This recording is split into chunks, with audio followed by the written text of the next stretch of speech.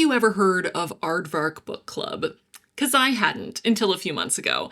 And then I quickly learned that not only are they a Canadian company, but that they seem to have as eclectic and weird leaning tastes as I do. And I immediately was intrigued, and then also immediately got carried away because I joined at the end of June, and then July came, and then August came, and I felt the need to order 3 full boxes. So here we are. I have 3 months worth of Aardvark picks, 9 books in total that I haven't cracked open yet because I decided this would be a really fun opportunity for a video, a bit of a taste test, if you will, to really determine if Aardvark's weird, eclectic taste is as aligned with my own as it seems at first glance.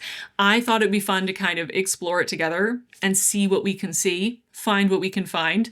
So let's do that. Also, if I make it a reading vlog, I feel a little less guilty about adding 9 books to my physical TBR when I'm actively doing a reading down my physical TBR challenge, okay?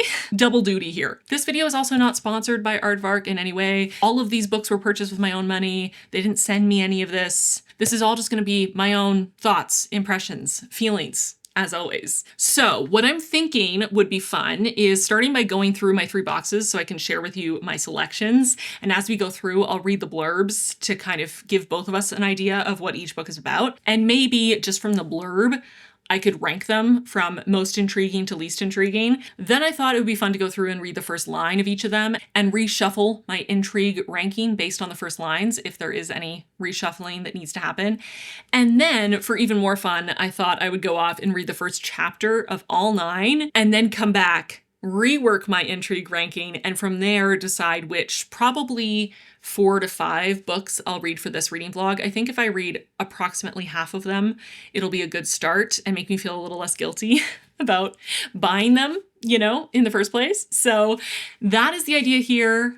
I hope you're on board. I'm excited. Aardvark is similar to some of the other book boxes, book subscriptions that are coming out that are less about accessories and exclusive merch or special editions of books, but more so, I mean, they are special editions in that they're produced by Aardvark and they're Aardvark branded, kind of similar to Book of the Month. But the subscription is more about getting books at a discount. So you pay a subscription every month for your first book, which you can skip if you want to skip. And then you can do add-ons of up to 2 more books for a total of 3, and those 2 add-ons are at a reduced rate. So it actually works out to be cheaper by quite a bit in Canada to get books through Aardvark at their prices than to buy them brand new, especially hardcovers, because books are getting expensive. I think everywhere, but in Canada, it's even more stark because we already started off at a higher price, but y'all, relatively short new novels in hardcover being sold for over $40 is painful to me, okay? So Aardvark is a lot more accessible, a lot more affordable. It's even more affordable if you're American. So it's not like a subscription book box where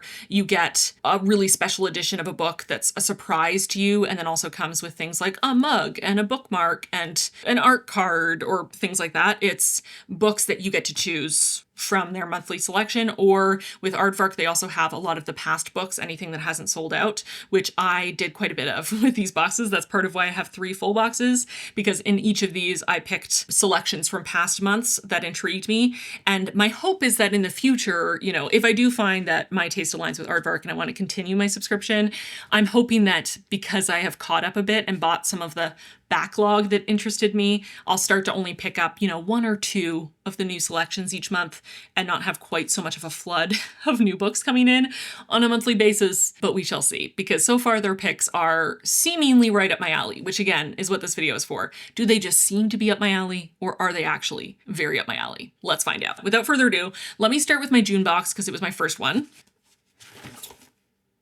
I don't know why I did that so dramatically. My first pick in June was Disappoint Me by Nicola Dinan. Nicola Dinan is a trans author and people seem to absolutely adore her debut novel. Not only is the cover absolutely fantastic and also very relatable, but I'd heard so many great things about bellies that I was very intrigued by this one as well. And also, if you're curious about the Aardvark books themselves, they all have the Aardvark logo on them as an addition to the cover design, and they have this sort of soft touch dust jacket.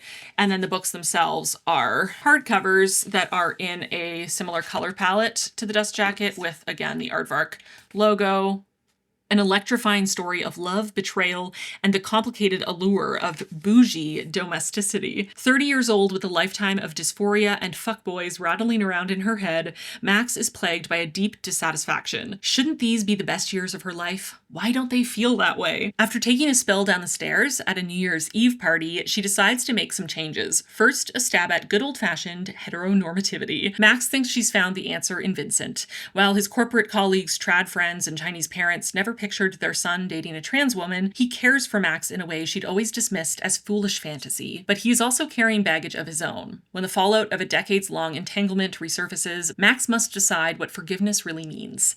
Can we be more than our worst mistakes? Is it possible to make peace with the past? Funny, sharp, and poignant, Disappoint Me is a sweeping exploration of love, loss, trans panic, race, millennial angst, and the relationships, familial and romantic, that make us who we are. So, feels very much like contemporary, traditional literary fiction, maybe within the realm of sad girl lit fic, but definitely sounds intriguing and feels like there's a bit of a sense of humor there. So I'm excited for this one. I guess I don't know where to start my ranking.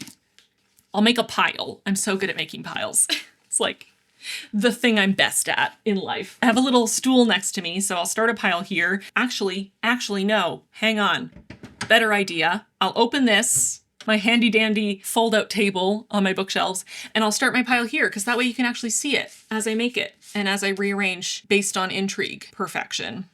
I'm a genius sometimes. Okay, back to my box. My second pick is a book that I have been wanting to read since it was announced, since I heard about it. It's from an author I love, and I'm very, very, very excited for this one. I've heard great things, and that is Private Rites by Julia Armfield. I absolutely adored Our Wives Under the Sea. It's one of my favorite books of the last couple of years, one of my favorite horror novels, but also just one of my favorite novels in general. Fantastic, gorgeous, heartbreaking, stunning, weird as fuck. I love it so much. And I've heard great things about Private Rites as well. I also have one of Julia Armfield's short story collections, Salt Slow, on my TBR, which I'm hoping to read soon, but I've been so intrigued by this book since it was announced. And when I saw it was an Aardvark pick, that definitely piqued my interest. This is one of the first books that I knew they had chosen, and that immediately put them on my radar. So let me read the blurb for you. There's no way to bury a body in earth which is flooded. It is a fact consigned to history along with almost everything else. It's been raining for a long time now, for so long that the lands have reshaped themselves. Arcane rituals and religions have crept back into practice. Sisters Isla, Irene, and Agnes have not spoken in some time when their estranged father dies. A famous architect revered for making the New World navigable, he had long cut himself off from public life.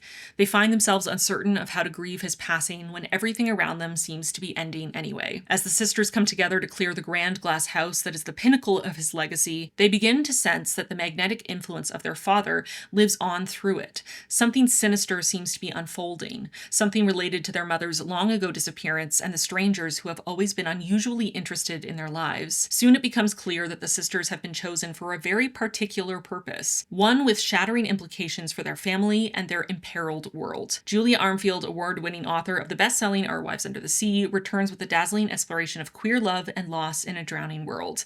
With shades of King Lear, this is a breathtaking and ambitious novel that deftly weaves together our fragile present and a possible future that hovers just out of sight. Outside of the fact that this has a father passing as sort of a inciting incident, and I lost my father in May, so that's going to be very close to home. I'm so intrigued by this. I have been so intrigued by this. I would be shocked if this doesn't end up on the top of my pile because this is the one that really drew me to Aardvark in the first place. It just sounds so up my alley, and I love Our Wives Under the Sea so much that I have very strong feeling that this will be a favorite. So I'll quickly show you the cover of all of them too, so you can see we've got green and black with a bit of metallic on the spine. So this one definitely is going on the top of the pile for me right now. All right, and then my third pick for June, The Buffalo Hunter by Stephen Graham Jones. I've read a few books by Stephen Graham Jones at this point. I started with The Only Good Indians, then I read My Heart is a Chainsaw, and I just recently read the second book in that series, which is probably my favorite book of his so far that I've read. But he has a pretty big body of work, and quite a few of his books are very intriguing to me, and I hope to get around to eventually. But this one in particular, I've heard a lot of buzz about, and I've been wanting to read. So again, seeing that it was an option from Aardvark got me very excited. And Stephen Graham Jones is an Indigenous author author from the US who writes horror. From the New York Times bestselling author of The Only Good Indians comes a novel of the American West, writ in blood. This chilling historical novel is set in the nascent days of the state of Montana, following a Blackfeet Indian named Goodstab as he haunts the fields of the Blackfeet Nation looking for justice. It begins when a diary written in 1912 by a Lutheran pastor is discovered within a wall in 2012.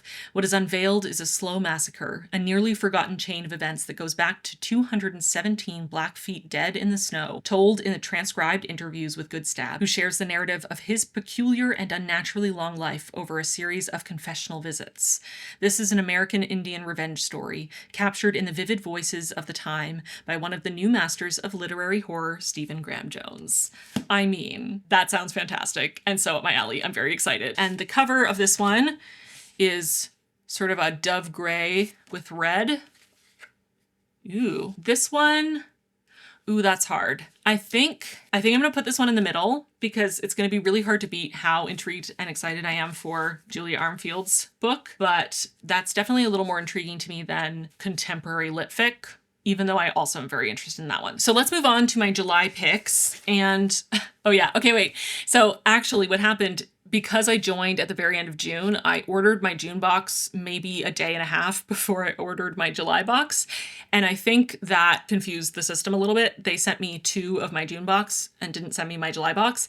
But when I reached out to customer service, they were very quick in fixing it. They sent out my July box right away. They also said I could keep the duplicate June box with the 3 books in it and gave me a credit for a free book, which was very nice. So customer service, A-okay. But because I have duplicates of my June box, I thought it'd be fun to do a bit of a giveaway. So here's the idea. This is what I'm thinking. You can enter the giveaway in the comments by starting your comment with a pink heart, because pink is Aardvark's sort of brand color. And then let me know which of these 3 books from my June box you're most intrigued by. Private Rites, The Buffalo Hunter, or Disappoint Me. I will randomly select one of those comments in a week's time and reach out to you to let you know you've won, and I'll send you your selection. I'll write out the rules in the description box as well if you want to double check, but I think I'm just going to do one winner for 2 reasons.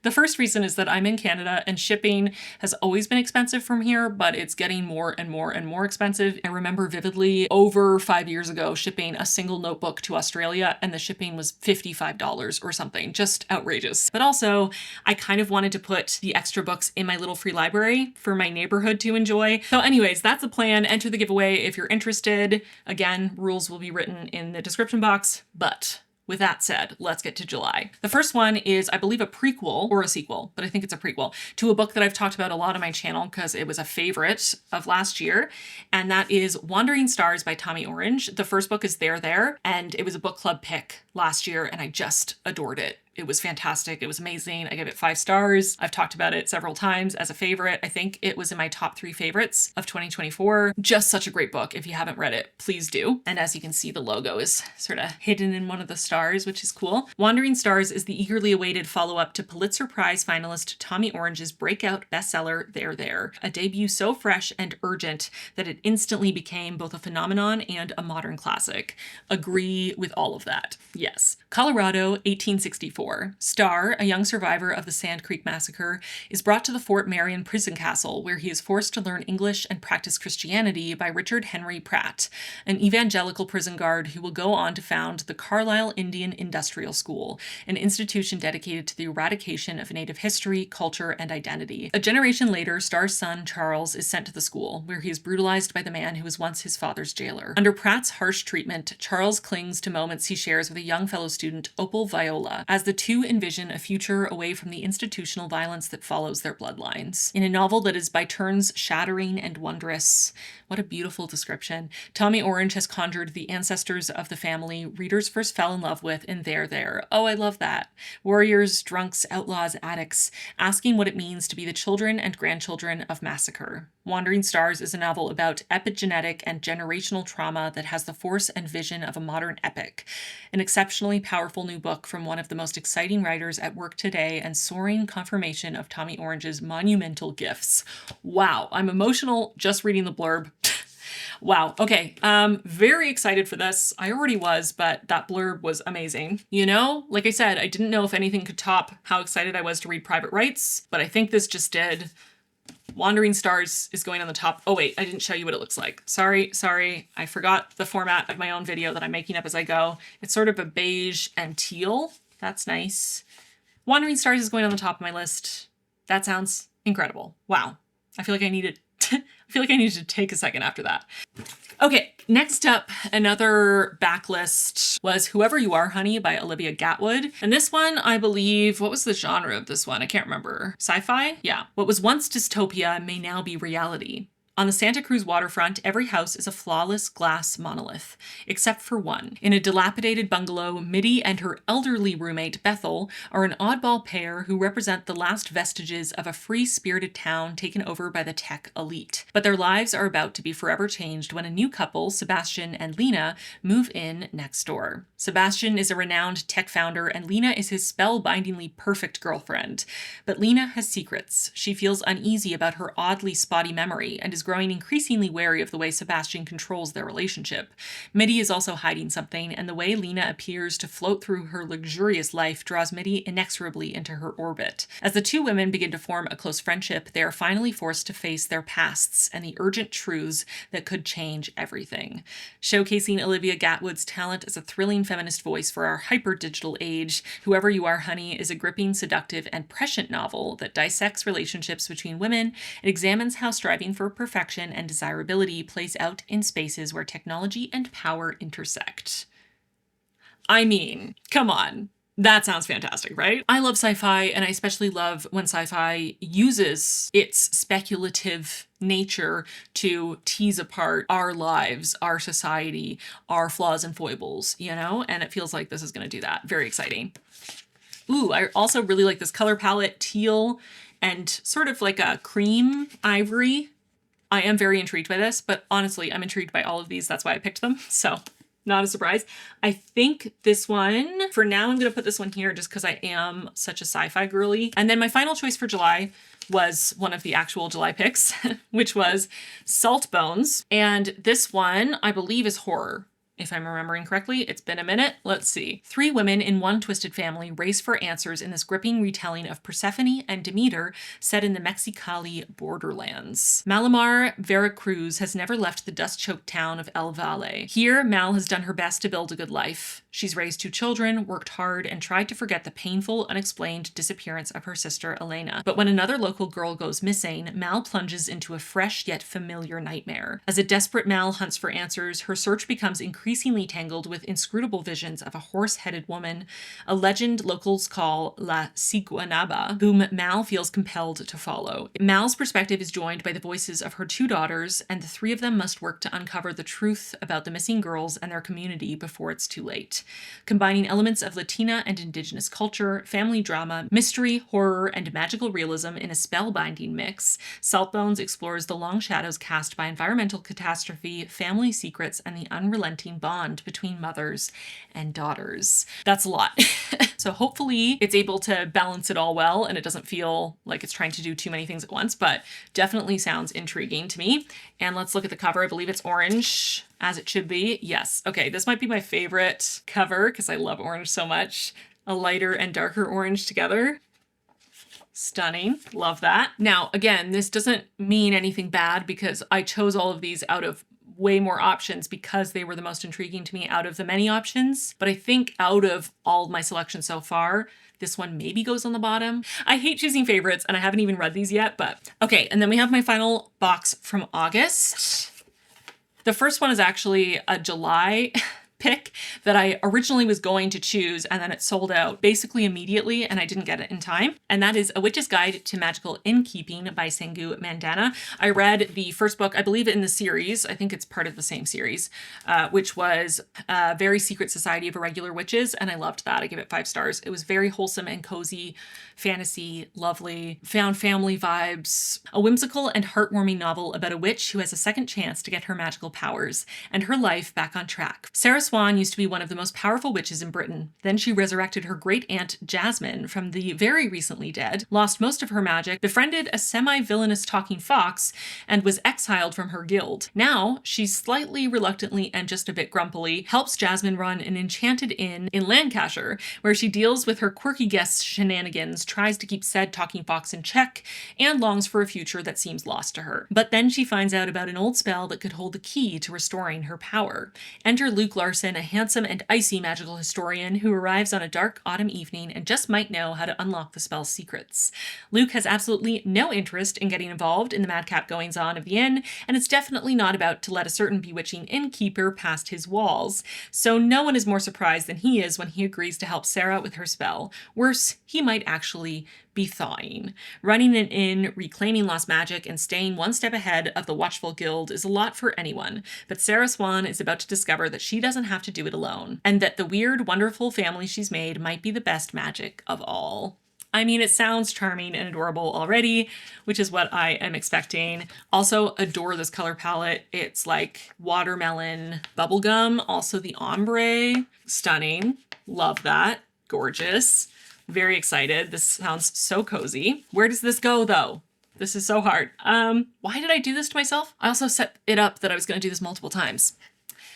I love pain. Okay, I don't know. Actually, I think this one's going to go right in the middle. I am very intrigued by it. I'm excited to read it. I think I'm going to love it, but it's not quite as intriguing as my top three, you know? So next up, we have another one that I wanted to read before I saw it was on Aardvark from an author I already know and love, Death of the Author by Nnedi Okorafor. I love Nnedi Okorafor. She writes African futurist novels, lots of sci-fi, a little bit of fantasy, but mostly sci-fi. A disabled Nigerian-American woman pens a wildly successful sci-fi novel, but as her fame rises, she loses control of the narrative. A surprisingly cutting yet heartfelt drama about art and love, identity and connection, and ultimately what makes us human. This is a story unlike anything you've read before. Disabled, disinclined to marry, and more interested in writing than a lucrative career in medicine or law, Zelu has always felt like the outcast of her large Nigerian family. Then her life is upended at her sister's lavish Caribbean wedding when she's unceremoniously fired from her university job, and, to add insult to injury, her most recent book is rejected by yet another publisher. With her career and dreams crushed in one fell swoop, she decides to write something just for herself. What comes out is nothing like the quiet literary novels that have peppered her unremarkable career. It's a far future epic where androids and AI wage war in the grown-over ruins of human civilizations. She calls it Rusted Robots. When Zelu finds the courage to share her strange story, she does not realize she is about to embark on a life-altering journey, one that will catapult her into literary stardom, but also perhaps obliterate everything her book was meant to be. From Chicago to Lagos to the outer reaches of space, Zelu's novel will change the future, not only for humanity, but also for the robots who come next. A book within a book that blurs the line between written and being written, Death of the Author is a masterpiece of metafiction that manages to combine the razor-sharp commentary of Yellowface with the heartfelt humanity of Tomorrow and Tomorrow and Tomorrow. Surprisingly funny, deeply poignant, and endlessly discussable, this is at once the tale of a woman on the margins risking everything to be heard, and a testament to the power of storytelling to shape the world as we know it. Sounds amazing. This is why I've been wanting to read it so much since I heard about it coming out, on top of the fact that I just love Nnedi Okorafor and her writing. This is a very interesting color palette, baby blue and burgundy. Not my favorite color palette, but I'm also very biased against blue in general. So sorry to the lovers of blue out there. I think this one is going to go here. And then the final book, this was the only actual August pick that I picked, The Hounding. This one I feel like there's been a lot of buzz about online, and quite a few of the creators I follow have been talking about this book, and it's been on a lot of people's TBRs. I believe it's historical fiction. Not necessarily my most read genre in general, but I do sometimes read and enjoy historical fiction. The Crucible meets the Virgin Suicides in this haunting debut about 5 sisters in a small village in 18th century England whose neighbors are convinced they're turning into dogs. Love that off-the-wall premise. Even before the rumors about the Mansfield girls begin, begin, Little Nettlebed is a village steeped in the uncanny, from strange creatures that wash up on the riverbank to portentous ravens gathering on the roofs of people about to die. But when the villagers start to hear barking and one claims to see the Mansfield sisters transform before his very eyes, the allegations spark fascination and fear like nothing has before. The truth is that though the inhabitants of Little Nettlebed have never much liked the Mansfield girls, a little odd, think some, a little high on themselves, perhaps, they've always had plenty to say about them. As the rotating and frequently conflicting perspectives of 5 villagers quickly make clear, now is no exception. Even if local belief in witchcraft is waning, an aversion to difference is as widespread as ever, and these narratives all point to the same ultimate conclusion. Something isn't right in Little Nettlebed, and the sisters will be the ones to pay for it. A richly atmospheric parable of the pleasures and perils of female defiance, the Hounding considers whether in any age it might be safer to be a dog than an unusual young girl. I mean, mic drop moment for sure. And the color palette is great. I mean, it does have baby blue again, but it's more of a periwinkle. It's funny, I don't really like blue or purple all that much, but for some reason periwinkle, lilac, fantastic, love them. And the green, love the dark green. Gorgeous, stunning. Okay, this one also super intriguing to me. Again, why did I do this to myself? No idea. I think this one's gonna go here. Okay, this is my initial intrigue ranking just based on the blurbs and also the titles and what I know of the authors and the covers, of course, because I can't wipe my brain of that information. This is gonna be very heavy. Okay, this is my ranking. Here we go. I'm gonna read the first lines of each of these to you, and then we will reshuffle as needed. If needed. There were children, and then there were the children of Indians, because the merciless savage inhabitants of these American lands did not make children but nits, and nits make lice, or so it was said by the man who was meant to make a massacre feel like killing bugs at Sand Creek, when 700 drunken men came at dawn with cannons, and then again 4 years later, almost to the day, at the Washita River, where afterward 700 Indian horses were rounded up and shot in the head. Damn. Okay. Well, yep. This will all be swiftly forgotten. Short and sweet. The girls, the infernal heat, a fresh dead body. Okay. I don't think so far any of those first lines have vastly changed my intrigue for the books. What's the story you want?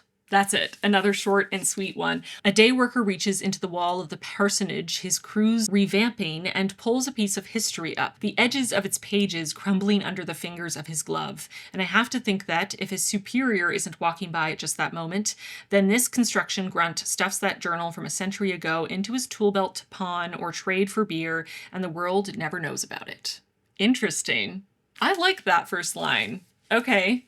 Definitely gives us a little bit more. I'm a little bit tempted to swap the order. I'm just trying to go on my instinct alone, you know? Let's try it. Let's do it. I don't know. Okay. It was hardly ideal weather for the resurrection of one's great aunt, but Sarah Swan's magical power, while impressive, hadn't the slightest influence over the obnoxiously blue skies.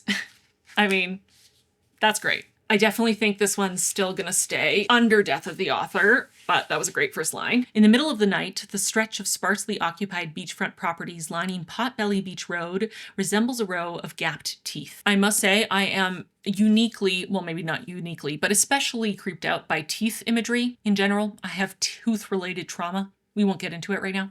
But anyway, like that a lot. Definitely gives a creepy, unsettling vibe to me personally. Maybe not to other people. I think it's still gonna go in its original position. It's 4 a.m. and the house party hasn't thinned.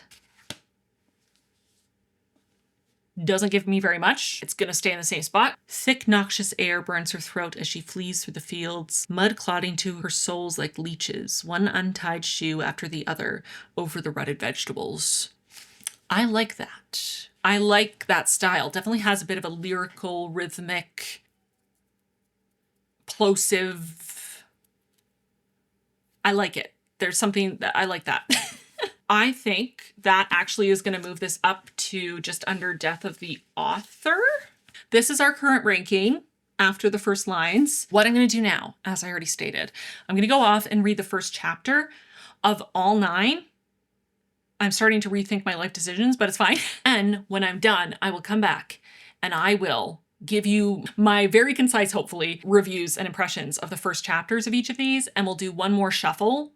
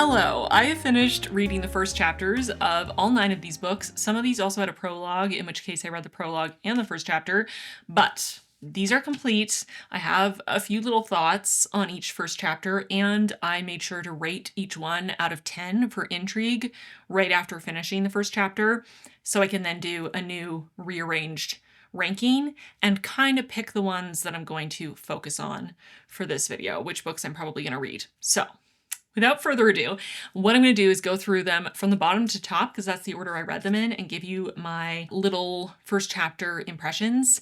And then I will rearrange this to my new order based on the first chapters of all these books. So starting with Disappoint Me, I must say that the sort of stream of consciousness, internal monologue of a very flawed person in their mid to late 20s or early 30s, not my favorite genre of contemporary fiction or literary fiction. So far, I'm not particularly drawn to the protagonist, but it's just one chapter, so who knows? But I do feel like this is part of this sort of growing genre of pessimistic contemporary lit, I don't know, where we kind of focus on everyone's flaws and make everyone seem hypocritical and a little mean and a little boring and kind of revel in those flaws. And again, I can't say that that style of literature is a particular favorite of mine. I've tried reading a number of what I would classify as that, whatever that is, sad girl lit, maybe. Let me know if there's a better term for this subgenre of contemporary lit. I really have tried it several times, and I just struggle a little bit with it. I feel like I am able to get along with it a little bit better when it's infused with horror or with a little bit of absurdity. I think that a, very straightforward contemporary fiction that just focuses on everyone's flaws all the time and none of the characters seem to like each other and none of them are nice, good people, and all of their lives are very boring, I struggle with. I find it hard to get through. I do feel like all the characters, including the protagonist, are portrayed as being boring on purpose, and maybe that's to set up contrast for how much they'll grow and change over the course of the novel, who knows? But I can't say that I feel overly intrigued based on that first chapter, unfortunately. The description and the premise was more interesting to me than that actual first chapter, but again, maybe I'm wrong. But unfortunately, that wasn't the most appealing for my own personal reading preferences. And again, maybe it's just reminding me of other books I've read that I had high hopes for that just really fell flat for me. It has a similar sort of structure and tone and protagonist and setup, but maybe it's not that kind of book, So I don't know. Anyways, those are my thoughts on Disappoint Me. Then we have Whoever You Are, Honey. This one actually positively surprised me. Obviously, I ranked it as second lowest in terms of intrigue based on cover, title, premise, and first line. But there was something very sparse and mysterious about the first chapter. There's nothing overtly scary or worrisome, but it's just quite tense and eerie for some reason. Just something about the reticence of the main character. It kind of makes me think of something like The Weak Spot, which I read in my Weird Lit reading vlog last year. It kind of has a similar, slightly unsettling sparseness to the prose that I'm picking up. So that really appealed to me. I like the writing style. While it does have a bit of a eerie emptiness to it, it is still quite evocative and descriptive. I felt like I could very much see where I was and what the main character was looking at and really envision the neighborhood in a way that drew me in immediately. I also felt like even from this very short first chapter, the protagonist Mitty had a clear point of view and perspective and characterization that made me want to know more about her. Definitely drew me in more than I expected in that first chapter, and I had to force myself to close the book and not continue reading because I did want to just immediately keep going. Then we have A Witch's Guide to Magical Innkeeping, and this was not what I expected, maybe in a bad way, I don't know. Sometimes this shoots me in the foot, this tendency I have to look up as little as possible about a book before I start reading. I will read enough to get interested and then I stop because I hate knowing too much about a book when I go into it. I love discovering it along with the author. I like learning about it in the way that they have structured their own story and not through too many external reviews or blurbs, marketing decisions that don't necessarily always have to do with what the author had intended for how the story is meant to be laid out and discovered by a reader. So all that to say, I tend to go into books with very little foreknowledge on purpose, and this one I was interested in exclusively because I loved and gave 5 stars to the author's debut novel. I didn't think this was a direct sequel or anything, but my understanding was that it was sort of in the same world and kind of a similar story. And I also assumed that the protagonist was going to be an adult, but the protagonist is 15. And that's not what I expected nor what I wanted. There's nothing wrong with being 15, nor is there anything wrong with writing a book with a 15-year-old protagonist, but I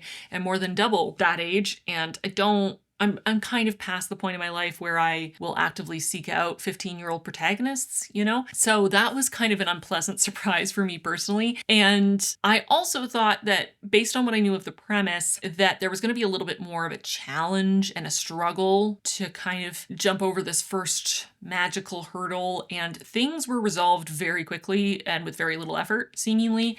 And that kind of drained a lot of the intrigue and mystery and interest that I had in the premise of the book. It just feels like this was set up as such a harrowing, challenging, difficult thing for anyone, for any witch, especially a teenager, and then she just does it very easily and quickly in the first chapter. And then I just thought, well, okay, but why am I going to keep reading? What else is going to happen? You just solved the main problem of the book.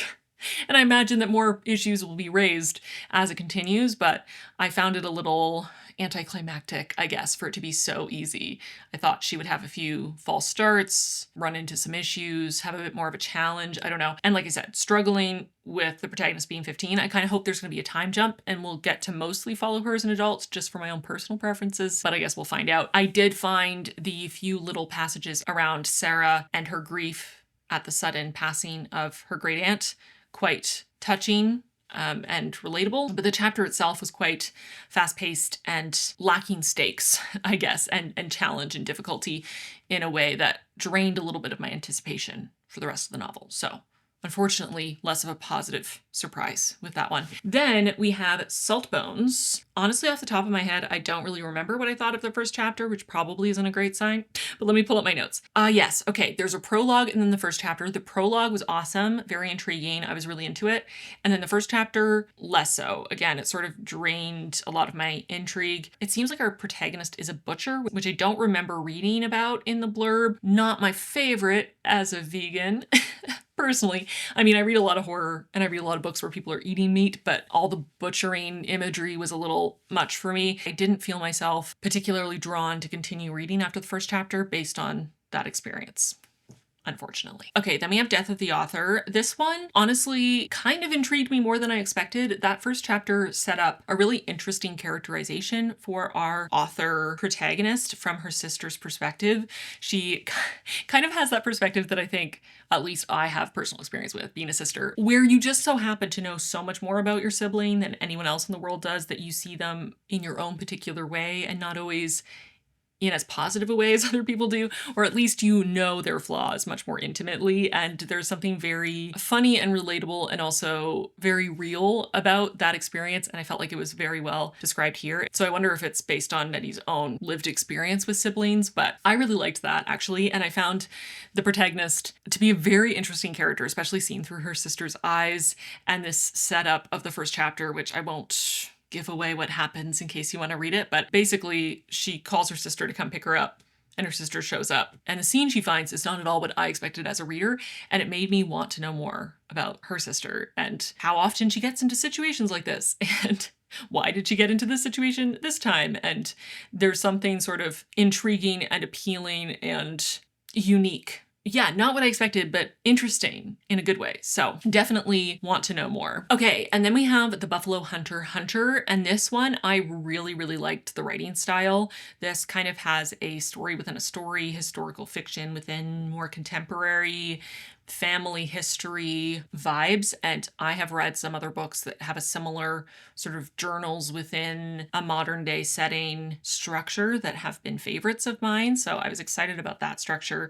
But I also found both the protagonist in the modern day or 2012 setting and her great-great-great-grandfather to be very interesting characters to follow. They both felt very vivid, even in that first chapter, even though they're splitting the first chapter between them. I also found both the historical setting, but also the more modern setting, both of them were kind of creepy and unsettling and mysterious. And I like that in my horror. The very ending especially was incredibly creepy and very intriguing. And yeah, I'm into it.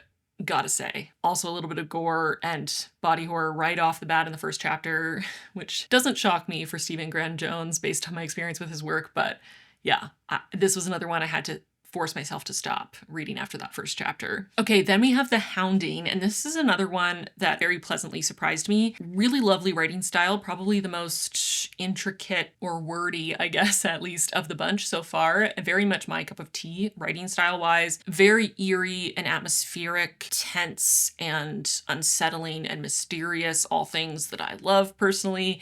A little weird, quite immersive, very vivid descriptions. It's another one that I felt very strongly the sense of place and could really envision myself there and felt surrounded by the setting of the novel right away, which I always adore. I'm a very visual person and a very visual reader. A bit of a shorter first chapter compared to some of the other books, but possibly one of, if not the most intriguing. Another one that I struggled very, very much to not just keep reading into the next chapter. Okay, then we have Private Rites. This is another one that had a prologue and then a first chapter, and it's another one where the prologue, kind of like Saltbones, where the prologue was very creepy, very intriguing. I would say this one was even more horror forward and tense and unsettling in that prologue, but then was similar to Saltbones, where then the first chapter kind of takes a step back, likely into the past, and sort of introduces us to the cast of characters a little bit more. This one I felt did it a little bit better. I was a little bit more intrigued by the different characters, and I liked that it gave a little bit more context for the time and place. It seems like it's a bit of a near future climate destruction influenced plotline with widespread flooding, which was also intriguing to read about, and we learn a little bit more about each of the sisters and a little bit maybe about their relationship to their father. Kind of sets up possibly some tension between them that could maybe explain some of the creepiness of the prologue potentially. I really liked this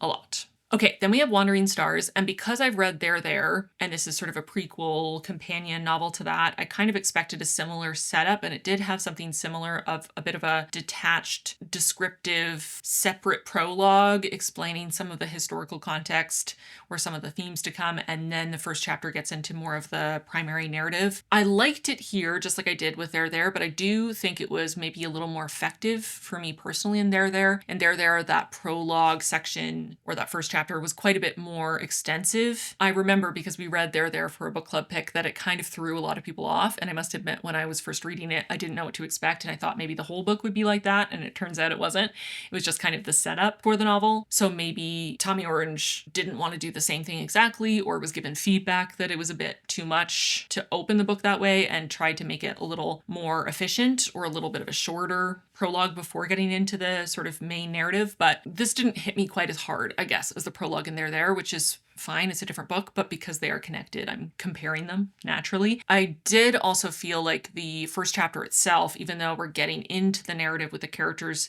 had a bit of a detached quality emotionally, especially considering the subject matter, which was quite intense and emotional and could have been very vivid and immersive and intense and emotionally connected and raw. It felt very disconnected, and maybe that is going to make sense as we get to know this character more. Maybe the character is very disconnected from their own experience to sort of cope with the horror of it all, and that would make sense to me. But I do find, as someone who's a very emotional person and a very emotional reader, that I am more drawn to stories that allow us into the character's emotions earlier on. So the fact that the prologue, but then also the first chapter, were quite detached emotionally, made it a little bit harder for me to get invested right off the bat. But definitely still interested and intrigued by where this is going to go, but not as drawn in right away as I was by some of the other books on this list. So with that being said, I'm now going to rearrange this ranking to my third version based on the first chapter. So give me a moment to do that. Basically, these bottom ones are staying generally in the same order. So heavy, but whoever you are, honey, is moving quite a bit up in the rankings because that first chapter just really stood out to me in a great way. I think it actually is going to end up somewhere around here. And then this-ish, is that right? And then this one, I think this is my current ranking from most intriguing to least intriguing. I am going to start with the new number one on my intrigue meter, The Hounding. I mean, from the beginning, I was intrigued by the blurb, I was intrigued by the title, I was intrigued by the premise. When I read the first line, I liked that. So it's not shocking that I was intrigued by the first chapter, but it just really drew me in more than any of the others on this list. And I just need to know what's going to happen right now. It was so hard for me to stop reading. So I'm going to go do that. I'm going to reread the first chapter just to have it fresh in my mind and then keep going.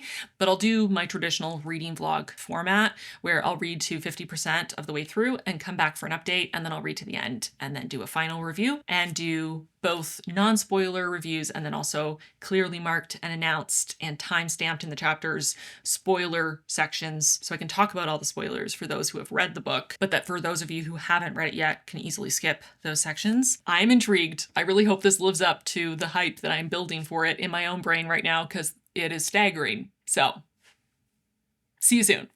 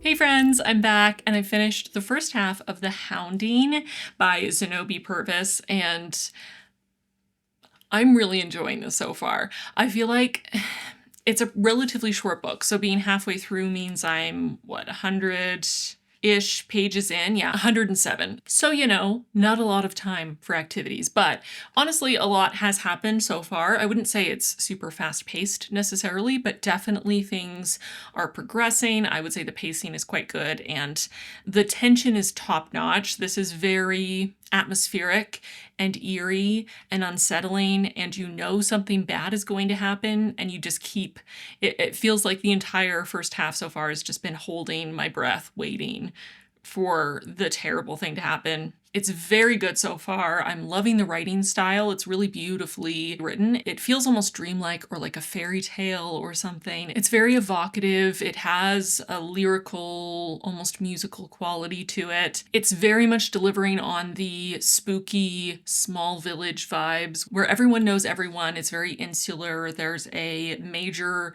distrust or fear of outsiders, but also anything that feels other, out of the norm. Anyone who is defying expectations, defying gender roles especially. And the 5 Mansfield girls are nothing if not a little bit odd, a little bit different, definitely define expectations of what young girls should be and how they should act. And they keep themselves to themselves. They stay a little separate from the rest of Little Nettlebed, and that allows for that unfamiliarity, that suspicion, and that suspicion is breeding this distrust and fear, dislike, even perhaps hatred on some of the villagers' part. It's incredibly deeply unsettling, very haunting and eerie so far. And like I said, you can just tell, first of all, it already feels like something bad has happened, though it's been told in very vague terms. I have theories. I'll talk about that in a spoiler section, but it just feels like something absolutely horrific is coming, which was, of course, alluded to in the first chapter, but it just seems to be getting closer and closer, and things are escalating. And especially Pete, who is kind of our avatar for the average man of this village, his barely restrained rage is terrifying.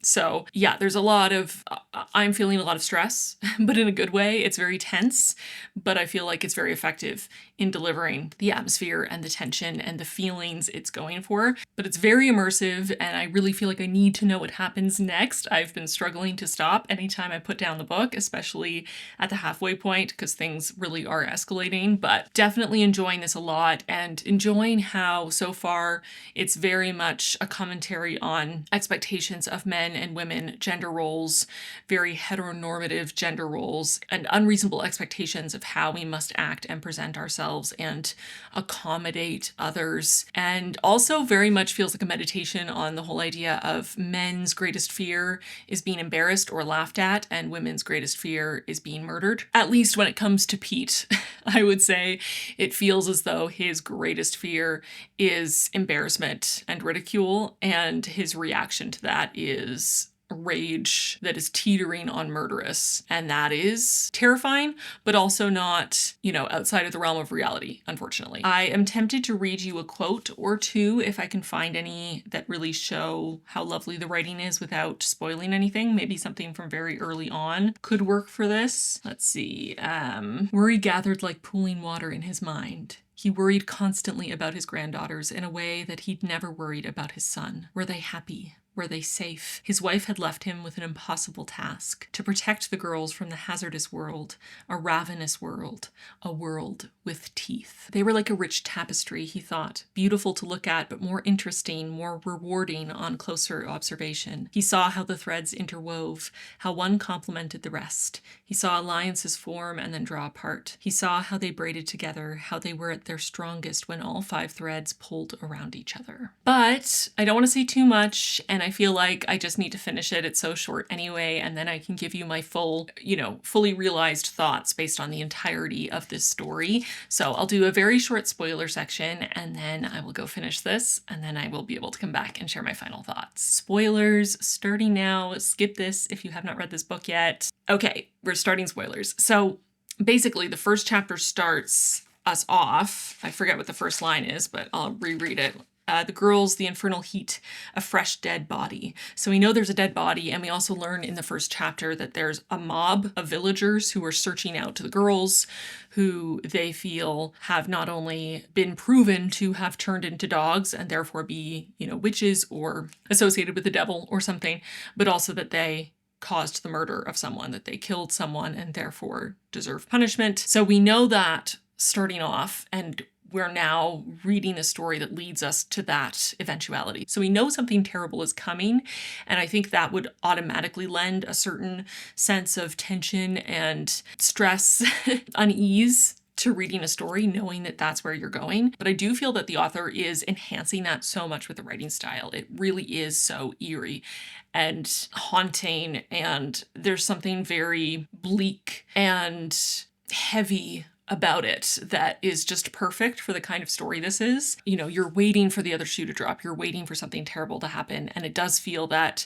one of the characters, likely Pete, who is the man who runs the ferry across the river in this village, that he, because of his great hatred for the girls, and now he started this rumor that they turned into dogs in front of him and caused this growing uproar in the village. He felt that the girls ignored him and were rude to him and embarrassed him, and he has had this growing hatred for them ever since. And he even admits to himself that he kind of hates women in general, but he especially hates these girls. And there was a scene that Robin observed that seemed to be perhaps the 2 eldest girls, Anne and Elizabeth, being out for a walk late at night, and that he perhaps attacked them in some way. It does feel like the text is really trying to lead us down the path of believing that he assaulted them. It's clearly affected them deeply, but also he has this growing obsession and need for possession and hatred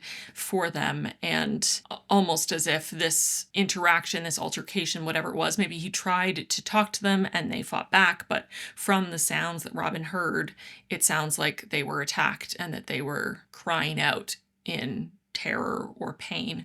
And it seems that whatever happened only increased his rage. And I wonder if he tries to attack them again, or things escalate and they defend themselves, leaving him dead, and that is the dead body that incites this mob violence on them, even though all along they were only defending themselves against his irrational hatred and violence.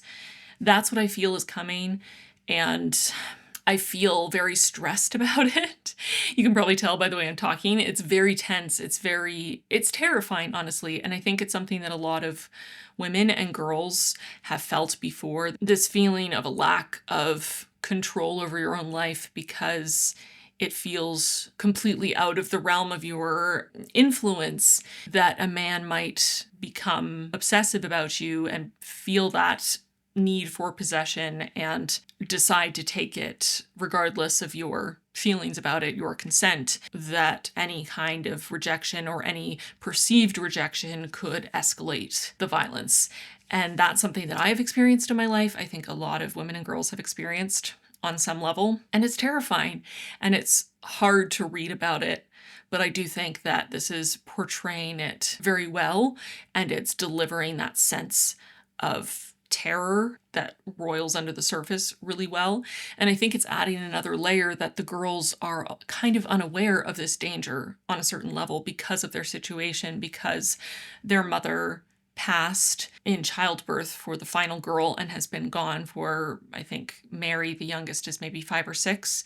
And Anne, the eldest, has been sort of the mother figure in that time. But she's still just a girl herself. She's not an adult, and she doesn't necessarily know enough about interacting with men from outside of their family because they are so isolated to know the risks and to communicate them to her sisters. And so there's a certain level of them being isolated from this dynamic, and so they have not grown up or learned to fawn over men to protect themselves and to try to flatter, and how to reject someone as gently as possible to keep them from, as much as you can, because again, there's only so much you can do, and sometimes it doesn't matter how much you fawn and how gentle you try to be. Any rejection is going to lead to violence, but they don't even know that they should be trying to do that, and they don't see the signs in Pete that he is growing increasingly obsessive and angry. And it's so hard to watch, knowing that their grandfather loves them so much, but doesn't know, hasn't been let into what's happening, isn't there in those moments, doesn't know necessarily to tell them or warn them about this, and doesn't know that they are, unfortunately, and it shouldn't be their responsibility, but that they are, through their continued ignoring of Pete and derision towards him, which he deserves wholeheartedly, but that they are making the situation worse with their behavior without knowing it. And while maybe they would choose to still act however they want, and justifiably so, even if they knew the risks, it is really hard. I would probably be a similar age to their mother if she were still alive. I feel myself worried for them and wanting to step in and warn them and protect them. And it's a book, so I can't do that. But that's sort of what I see coming, and what I feel has probably already happened, though it hasn't been fully revealed to us. And I feel like the characters are very vividly drawn, and I really love the Mansfield girls and their grandfather. There have been a few really lovely, tender moments between the sisters, and also between them and their grandfather. They have a really lovely family dynamic that is very warm and wholesome, which makes it even sadder that there's this haunting, threatening force sort of hanging over them. But especially there's a scene where Mary, the youngest, is playing like she's a cat, and she's playing around her grandfather and he's indulging her and he's trying to get information out of her because he feels like the other girls, the older girls, have been acting a little strange and he's worried about them. So he's trying to get information out of Mary. And he keeps asking, well, what about your sisters? And she's like, I'm an only kitten. I don't have any sister kittens. And he's like, oh, sorry, the humans in this house. And she's like, well, they don't tell me anything because I'm a cat. It was so cute. It was so sweet. And he was being very indulgent, saying, oh, yes, of course, you're right. Well, what about this? And trying to sort of weave through play acting with her while still trying to get information. It was very sweet and very well written, that dynamic. And there's a few other dynamics and moments of him worrying about them and little interactions between his granddaughters and him that have been very sweet. I also worry that something's going to happen to their grandfather, and that stresses me out, whether, a violent act or just an accident, and that he might pass because he's the only one they have left. But I'm really hoping I'm wrong about that. So that's it for spoilers, and I'm going to go finish The Hounding. I'm stressed about it, but also very intrigued, and I want to know what happens. So I'll be back when I'm done, and I'll share my final thoughts.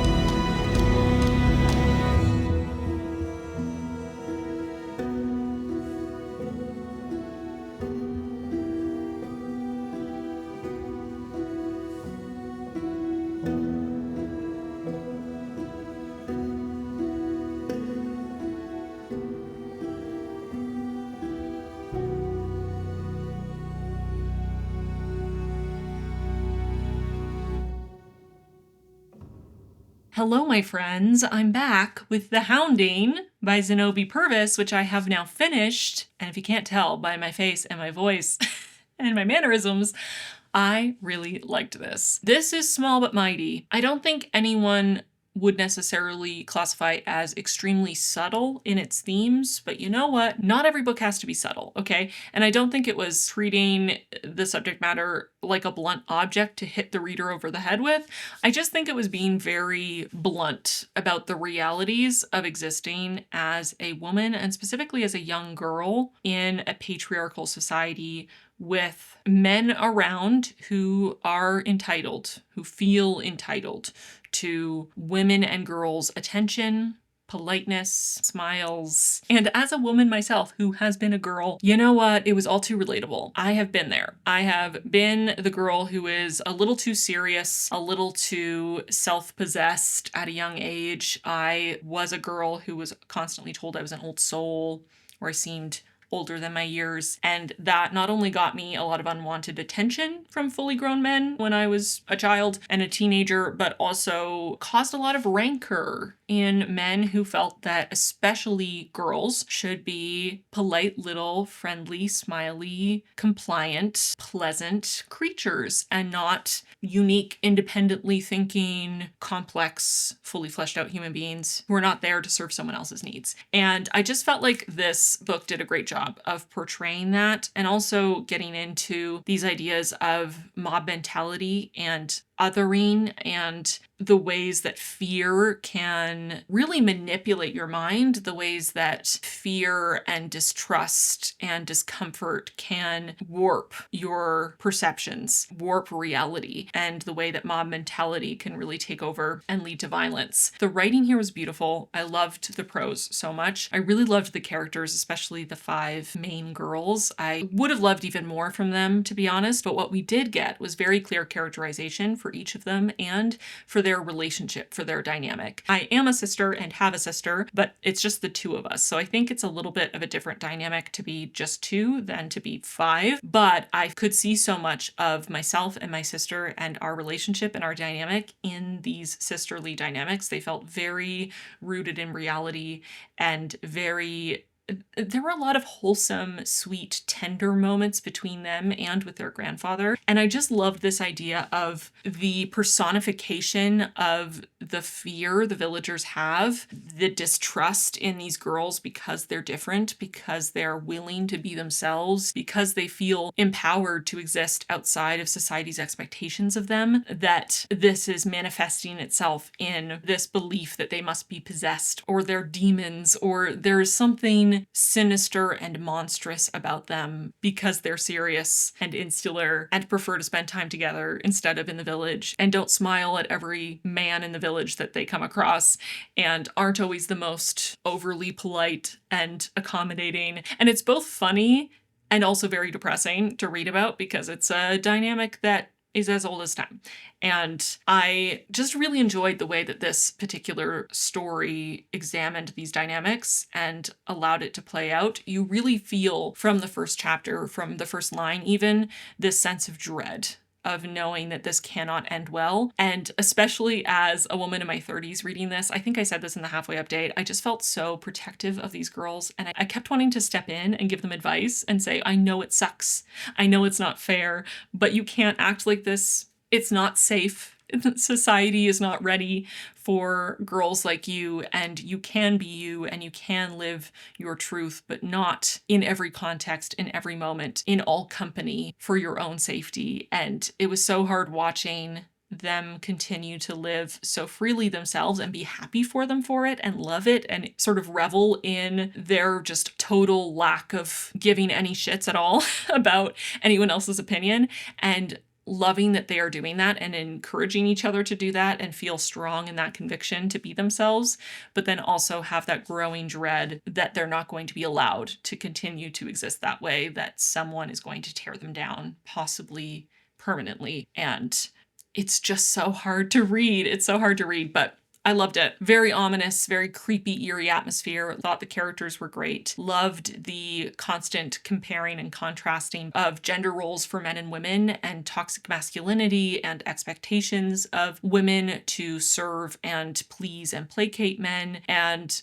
just this entitlement, especially that came through one character in particular who was deeply entitled and very frustrating, very punchable man, and yet was not an exaggeration because I have met so many men in my life that are exactly like him. He is not an outlier or a monster. Well, he is kind of a monster, but he's not extreme by any means. He is very much a normal man who has been a bit brainwashed by the patriarchy and made to have this inflated sense of his own importance in society and an inflated sense of what he is owed by literally any random person. who he might come across or interact with. I also loved the way that this examined the idea of social contagion and rumors, mass hysteria. I thought it was done in quite a realistic way. Again, not necessarily the most subtle, but I don't think in real life that these dynamics are particularly subtle.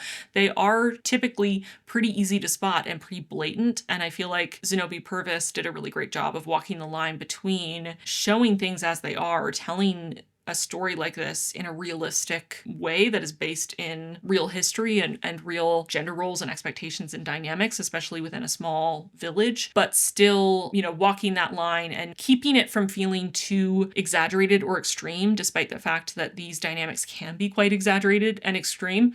I think it was very well balanced, which I appreciated. And I was just really invested in what was going to happen here. I was absolutely drawn in and cared so deeply from essentially the first page, which is pretty fantastic. It's not a super long book, but I felt like it did what it set out to do and didn't have a bunch of fluff or filler. At first, I was slightly disappointed by the ending because no spoilers, don't worry, I'll do a little spoiler section to expand on this, but I felt at first that the direction the ending went in was antithetical to the messaging, or it felt like it sort of was diminishing the message somewhat, the way that it seemed that it was ending.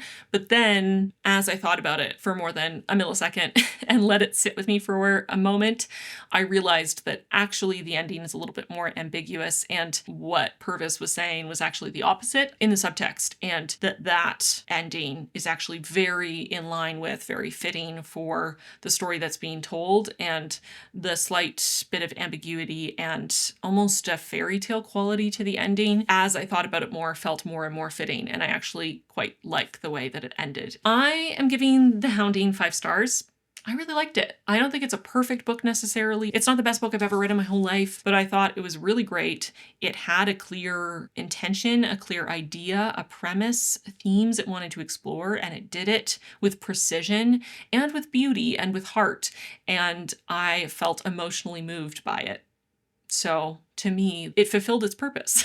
I had a great time with it. So 5 stars for me. I have not read The Virgin Suicides, which I believe this is meant to be sort of a retelling of or a reinterpretation of.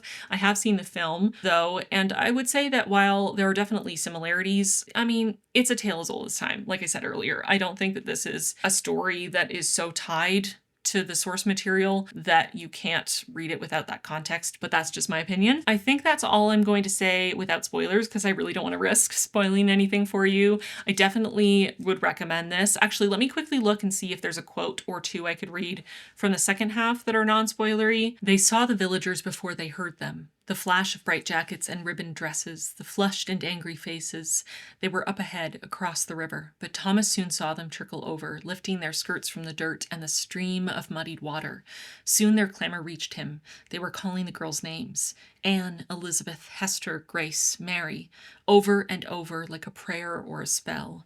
Anne, Elizabeth, Hester, Grace, Mary.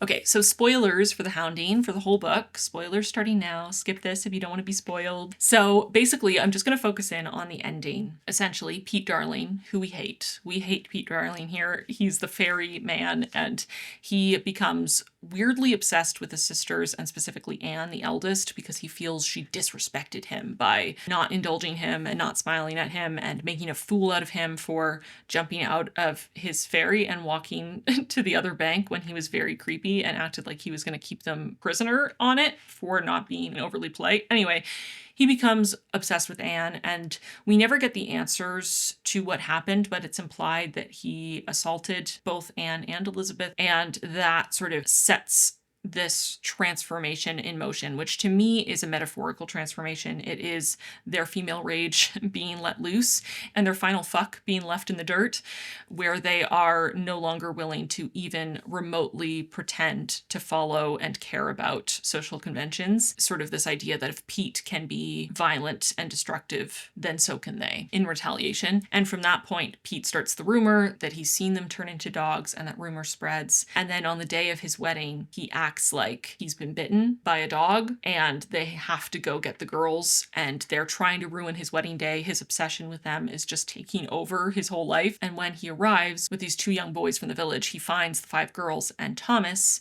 who is their hired farmhand who has fallen in love with Anne. And he is getting increasingly angry and things are escalating. He attacks Thomas and is strangling him. And to try to stop him from killing Thomas, one of the other young boys from the village, Robin, attacks him and stabs him and ends up killing Pete Darling. And then a mob arrives of villagers who are looking for Pete, and they see Pete dead, and they immediately want to blame the girls because they are the ones who are definitely turning into dogs. They are witches, essentially. And Thomas steps in and takes the blame to protect Robin, who is terrified because Robin was defending him, and because he knows that if he doesn't step in, the villagers will potentially take revenge on the girls and it wasn't their fault. And so he confesses to the crime and is brought back to the village. Fast forwarding, I don't need to recap all of this for you. Basically, he is freed by a sympathetic character and he goes back to the farm and is being hidden by the girls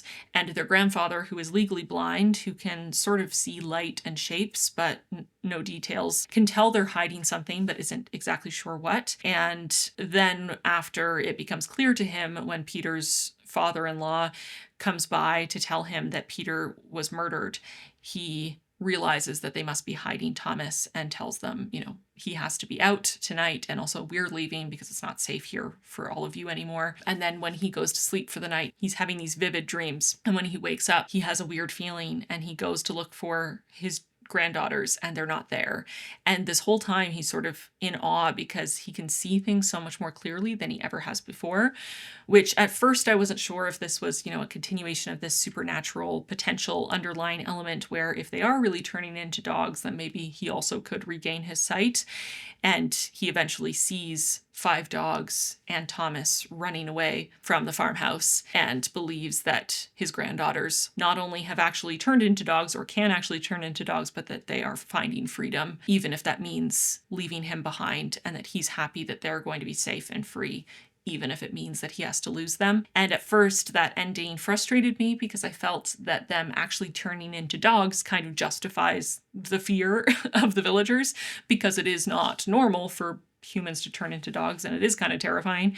So it would make more sense for the villagers to be terrified of them and have this, especially in this time period, to have this superstitious reaction as if they've been corrupted by the devil or they're demons or something. But then the more I thought about it, the more I realized that especially the element of their grandfather seeing them so clearly, and that being something that started in his dream, that in his dreams he can see his late wife's face clearly, for example, or his son's face. And the fact that he can continue to see so clearly when he wakes up makes me feel like it's intended to be a continuation of a dream, that maybe they are escaping with Thomas in reality, but that he is still dreaming. And their transformation into dogs is a metaphorical transformation, a representation of them finding their freedom and their bite and their female rage and their ability to subsist as a pack together, sort of against the rest of the world, and to be more independent and free and less a literal transformation. And I really feel like that point that he can see them so clearly, even from a distance, is a sign that he is still dreaming. I do think that the way it's written seems to imply that he will wake up and they will be gone and they will have escaped with Thomas. But again, that they will have done so as human girls, because there is nothing supernatural about them. They are just fully fleshed out, complex human beings who exist for themselves and not for anyone else. So anyway, that's my interpretation. And when I first read the ending, I was a bit frustrated, feeling like it was confirming the supernatural element, which again, like I said, I felt like that sort of undermined the messaging. But I really do feel that note, that point about his vision coming back in his dreams, implies that this is still a dream. And I like that twist. I like the slight unknown of it. I like that we never fully find out for sure, one way or the other, whether there is a supernatural element. They are seen to be, we see on the page, and we have other characters confirm that they are barking but humans can bark. We can imitate a bark.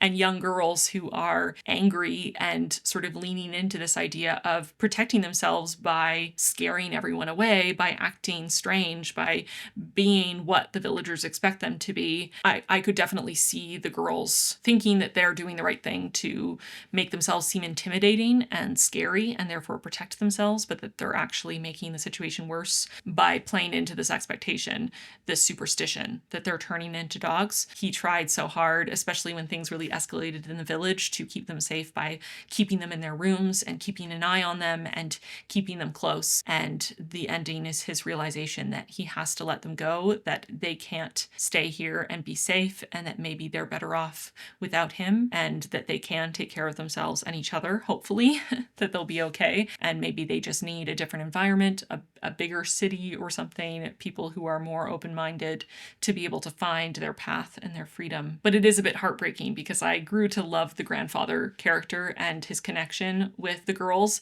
Especially, I think we see the most of the development between him and Anne and him and Mary, so the eldest and the youngest.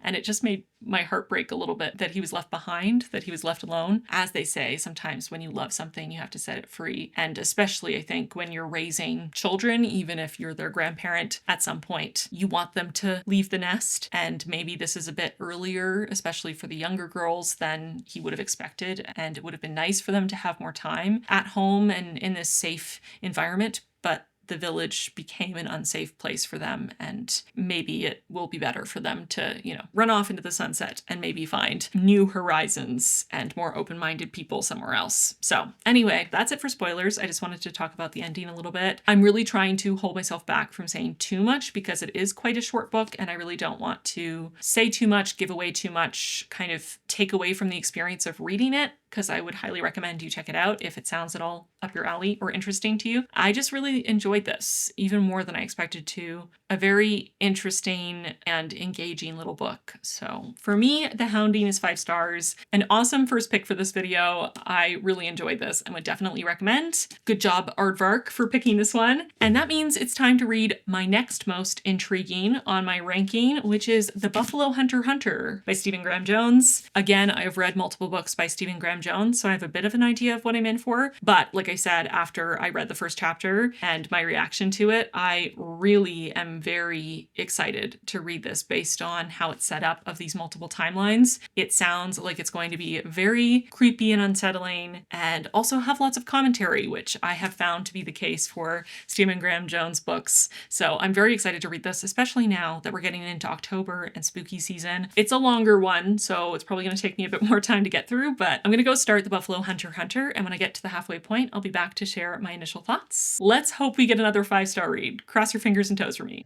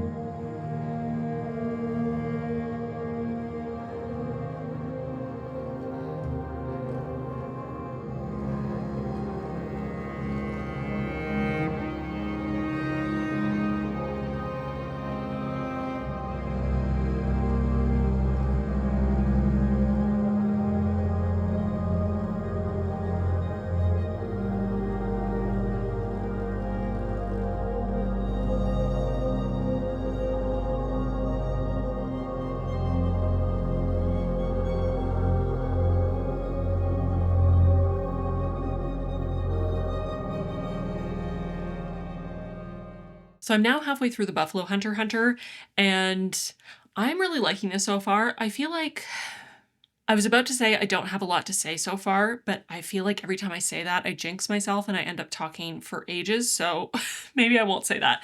I do think that it seems to me so far that this is a very slow build that is leading perhaps to some sort of explosive climax. I'm basing that in part on other Stephen Graham Jones books I've read, but also just there's this feeling of slowly escalating tension, but it's so gradual, it's so slow. And interestingly enough, as I was getting to the 50% mark, I was surprised realizing that 50% was only 230 pages or so, because it really feels like this book is a lot longer than that. And I think that could be a pro or a con, depending on the person. I'm enjoying it so far, so I don't necessarily mind that it feels long, but I definitely feel so far, and again, this is only my opinion 50% of the way through, so obviously I can't say how it'll all wrap up, and maybe by the end I will think, actually no, the pacing was perfect. So far the pacing does feel a touch slow, a touch drawn out.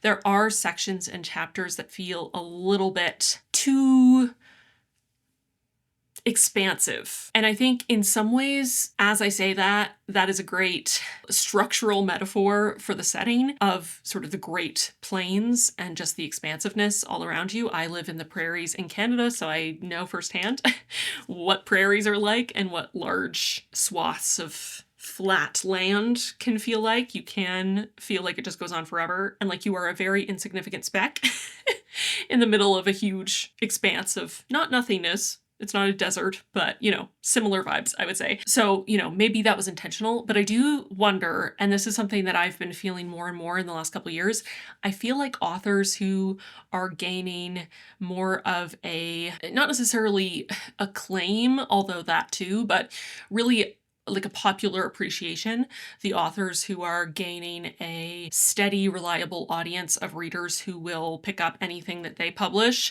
and just recognizable names are starting to publish books that feel very bloated.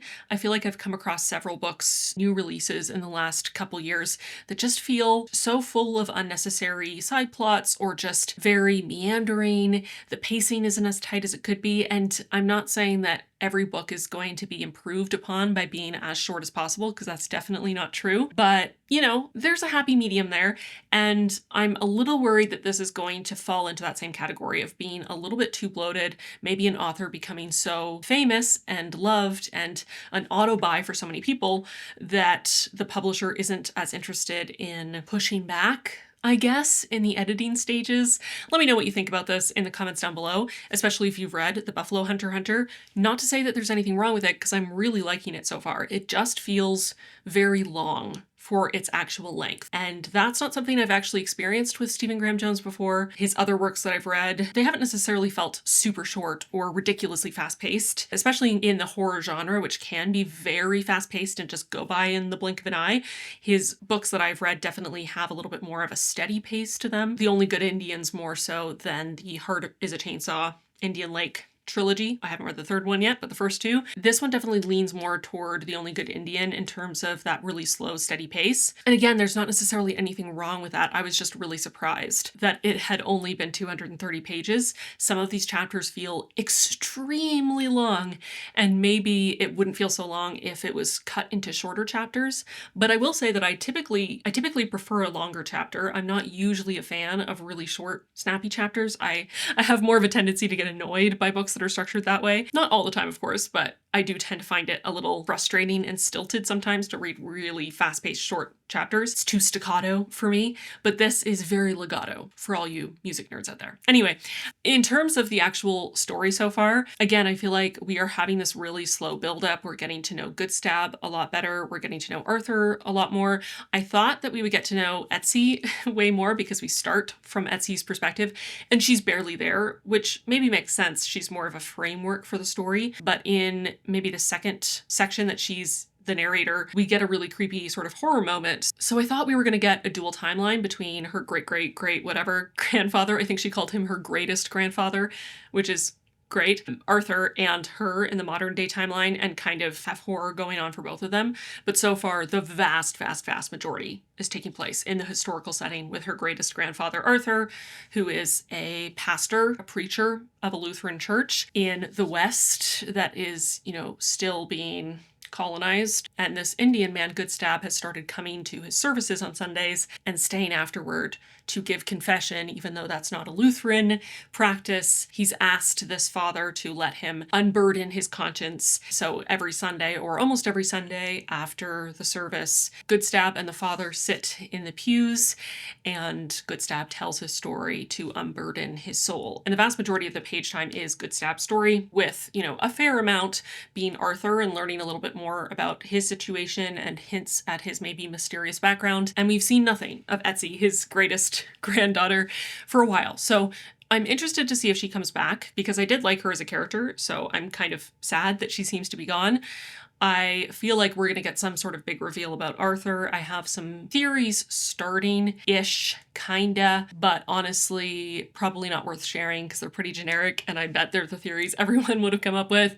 And Goodstab is an interesting character for sure, and we're getting a lot of detail into his evolution as a person and how he got to be the person he is now. And I think it's interesting. I think the writing is really nice, but it does feel a little bit slow. I wouldn't go so far as to say a slog by any means, because it's interesting and I'm enjoying it, but it does just feel very long, very slow, and I feel like I have to take more breaks than I typically would in this many pages. It's taking me longer to read 230 pages than it normally would. So those are just my thoughts halfway through. I think I'm going to leave it there because I don't want to talk for too long, and I feel like this one is one where I want to see the full picture to give my full review. So I'm going to hold off on commenting too much on plot and themes and so on. I also feel like there's a lot of things that are kind of hard to talk about without spoilers, depending on your definition of spoilers.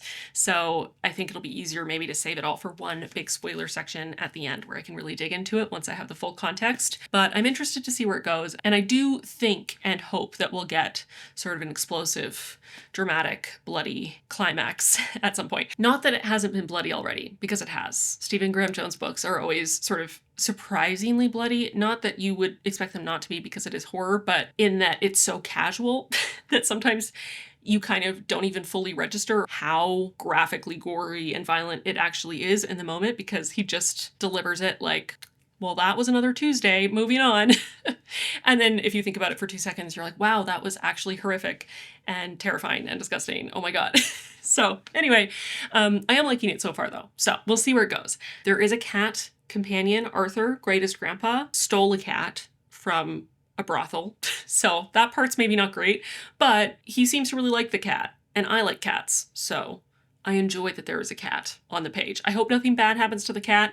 I will warn you if something bad happens to the cat. There's definitely animal death, animal cruelty, various kinds of bad things happening to animals of different kinds in this book, as well as, human animals. But so far the cat has been unscathed. So thumbs up for cat companions in horror novels. Okay, I'm gonna stop. I'm gonna finish it. I think I'm gonna read through the second half faster because I have a feeling things are gonna pick up more, but I also might just force myself to, because maybe I'm just letting myself read it too slow, and that's what's giving me that impression, because I have been sort of taking my time. So maybe if I challenge myself to read the second half in a shorter period of time, it'll just feel faster, because it literally will be faster, I don't know. Perception of time means nothing to me. At this point, I don't know what time is. I'm just existing in a primordial soup of dimensions. I don't know what I'm talking about. Anyway, I'm gonna go. That's my update. Did that make any sense? I don't know. But when I'm done, I will have more coherent thoughts, I promise. So I'll be back when I'm done. Okay.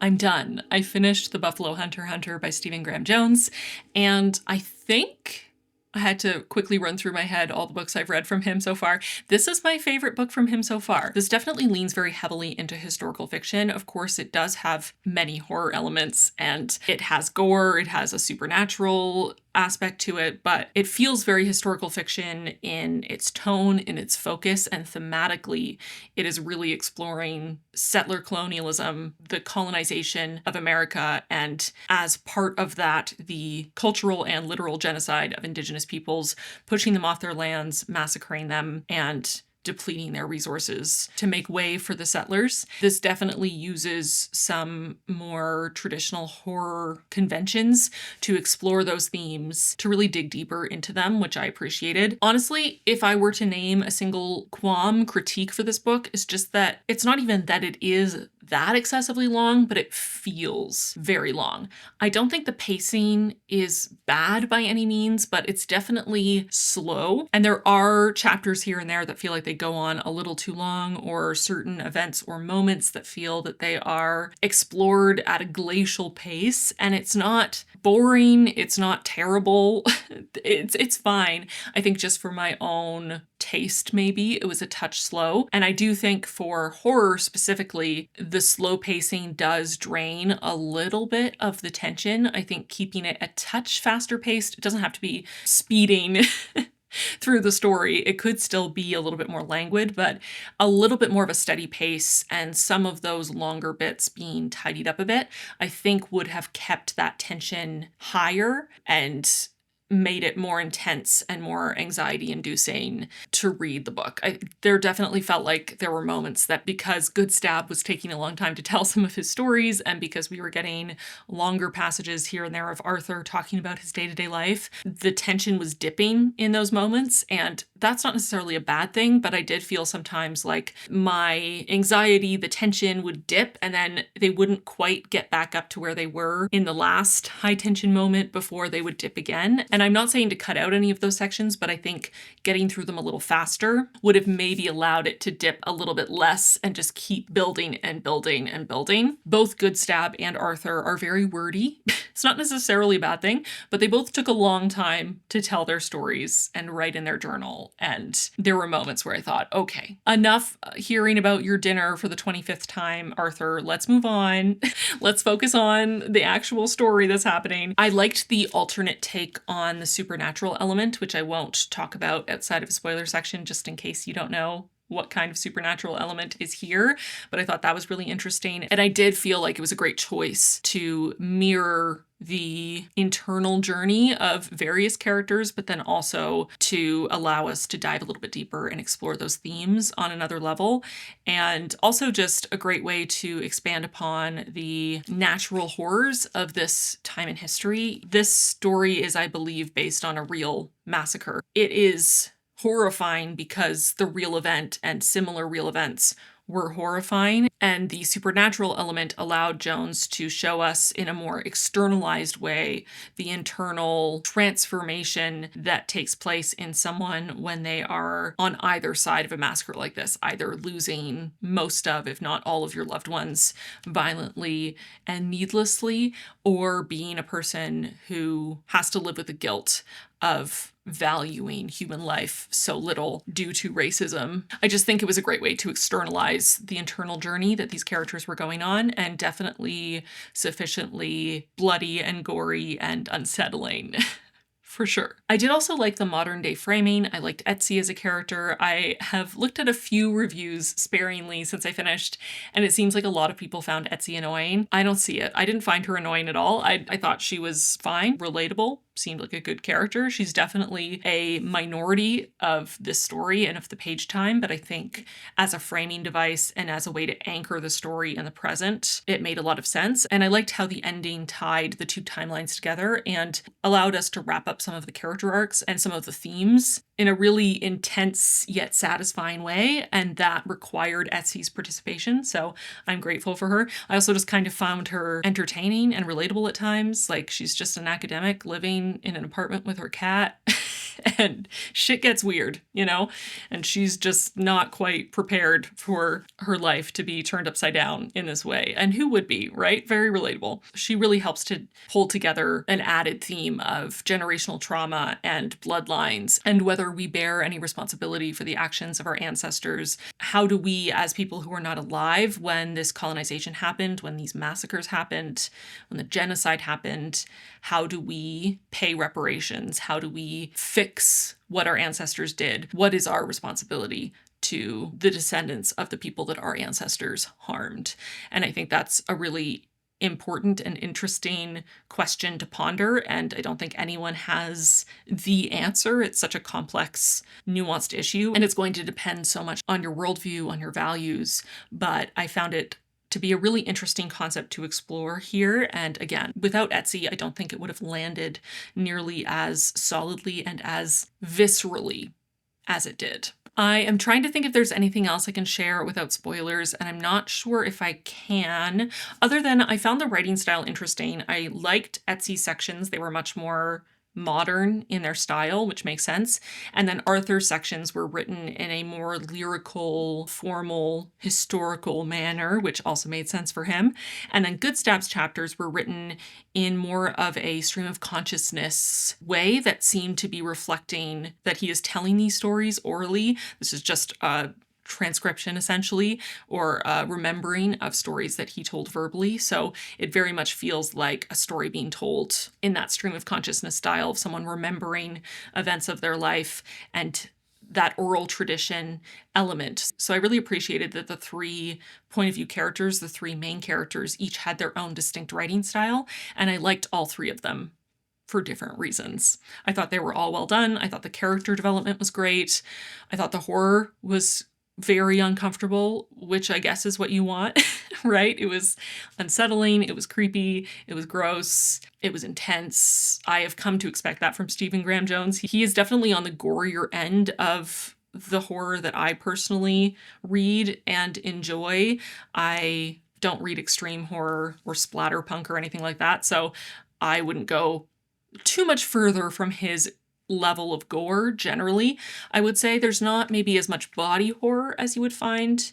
Well, I guess there is kind of a lot of body horror. Never mind. I take that back. There was a lot of body horror. I just remembered a whole aspect of the horror that is very much body horror. I think it was just not described in as great detail as you sometimes get. There is also quite a bit of animal death and cruelty in this book, so be warned for that. I will say that there are no companion animals whose names we know, who we get to know well, who are harmed. So I think I'm gonna go to spoilers now. So spoilers for The Buffalo Hunter Hunter. Don't watch these if you want to read this book. Spoilers for the whole book are starting now. So the supernatural element here is that Goodstab, who is a Blackfeet Indian who meets Arthur, who is the great-great-great-grandfather of Etsy and is a Lutheran pastor. Goodstab is a vampire. He has been turned into a vampire by another vampire in a violent altercation, and he didn't know vampires existed. He didn't have a word for it, but he was describing the vampire that turned him as the cat man because he seemed to have some features of a large cat, and also obviously had been human at some point. And I found this version of vampires really fascinating. In this case, the vampires can drink the blood of non-human animals, human animals, but whoever's blood they drink, they start taking on their traits.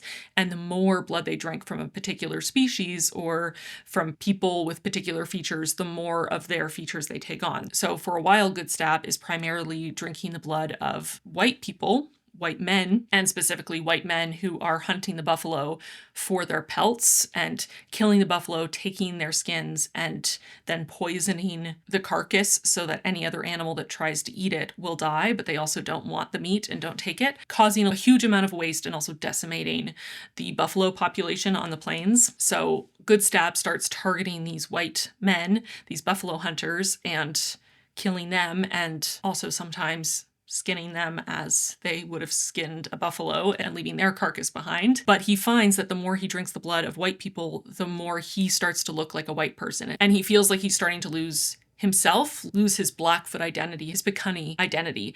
And so he starts to realize that he has to drink from his own people, not just Indigenous people, but specifically his own tribe, if he wants to stay himself. And that is this internal struggle that he goes through because he feels terrible killing his own people and doesn't want to contribute to wiping out his own people, but he also doesn't want to be relegated to eternity looking like a white man or feeling like he's lost everything that connects himself to who he used to be. And he also notices that the more time he spends drinking from non-human animals, the more of their traits he starts to take on. And that's an element that is very different from other vampire stories that I have personally read. I don't think I've read any where they start to look like whatever creatures they're drinking from. And I think it really adds to the horror. And at one point he tries to punish the Catman who turned him by feeding the Catman fish for so long that the Catman essentially turns into a fish, and hoping that he's trapping him essentially as a fish forever because he won't be able to capture and kill and consume enough people as a fish to get back to his human form, essentially. So it adds an extra layer of horror. I mean, I think it's horrifying enough to imagine living as a vampire and being forced to live forever and being forced to drink blood to kill to survive in that way. But I think this added element of having to kill your own people to stay yourself, and if you try to make the more compassionate choice, drinking from animals, for example, that you will start to lose your humanity altogether, and having to make that choice was really fascinating. I also found it equally fitting and horrifying that his punishment to Arthur was to turn him into a vampire and then to feed him enough prairie dogs for him to essentially turn into a gigantic prairie dog that is still enough human that he can feel the discomfort and the pain of existing in a body that's wrong, and still has complex human thoughts but can't express himself, can't talk, and he's trapped like that for at least a century. I can't remember exactly how many years it is, but he's been like that for a very long time, as revenge, as punishment for Arthur being the one to convince his regiment of soldiers to just massacre a whole group of Indigenous people instead of having conversations and negotiating with them and talking with them. He encouraged them to just kill them because he was kind of cold and uncomfortable. He was hungry. He wanted it to be done with. He wanted to be sitting around a fire off his feet, and he was willing to sacrifice the lives of men, women, and children, this entire group of people, to do so for his own, basic comfort. And Good Stab eventually figures out who was at fault for that massacre and decides to target Arthur and his entire family line. He had a child with a sex worker, and his child had children, so Good Stab has been hunting down his family and killing them and skinning them like a buffalo, and then tells his entire life story to Arthur to sort of prepare Arthur for the moment where he will reveal that he knows who Arthur is, he knows what Arthur did, and he will be getting payback now.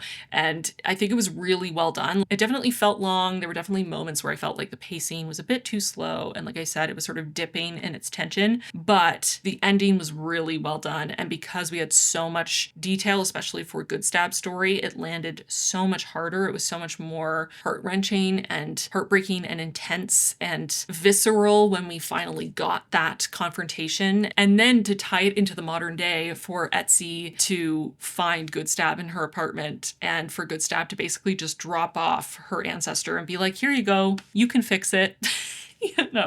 Good Stab isn't going to kill her, has, I guess, decided that he has received enough revenge, enough retribution from Arthur's family line, and he's willing to let Etsy survive. But he thinks that Etsy should be responsible for the final punishment and for ending Arthur's life. And it is a punishment for her because she's just, your average academic in her 20s who all of a sudden has this human prairie dog ancestor in her house who is a vampire, who she now has to find a way to kill, even though he's immortal by most standards, so that she can be free of this curse and sort of pay that final toll for what her family has done and to be able to walk away with her life. But that is an incredibly traumatizing, upsetting, intense situation for her to suddenly be thrown into. And the scene of her killing her ancestor was visceral and intense and disgusting. And I was just thinking as I was reading it, because Etsy is meant to be our modern day window into the story, I just kept thinking, if this was me, could I do that? could I do what Etsy is doing? I don't know. But it really tied together this theme of our responsibility for what our ancestors have done and paying retribution, trying to make it right in whatever way we can, and making it right not in a, more academic, performative way of just saying that we want to make it right, but actually taking action, getting your hands dirty, and trying to fix it. And that's what Etsy does. And it was intense, to say the least. The other thing I like about this is for Good Stab being turned into a vampire and all of the experiences he has of transforming based on who he's hunting and who he's feeding on really mirrors his internal journey of slowly losing himself as he becomes this monster, as he spends winter after winter after winter alone and ostracized. He loses what made him himself and what made him Picunny. And as he loses himself, he literally transforms and becomes less of himself in his appearance, in the makeup of his body, and he has to find his way back to himself. But again, that requires him killing his own people who have already been targeted, who are already much reduced in number, and he has to try to find a way to find his way back to who he is, while also finding a way to use his current existence and his powers for good in some way, or at least for revenge, for retribution, for what was done. And he finds a quite horrifying,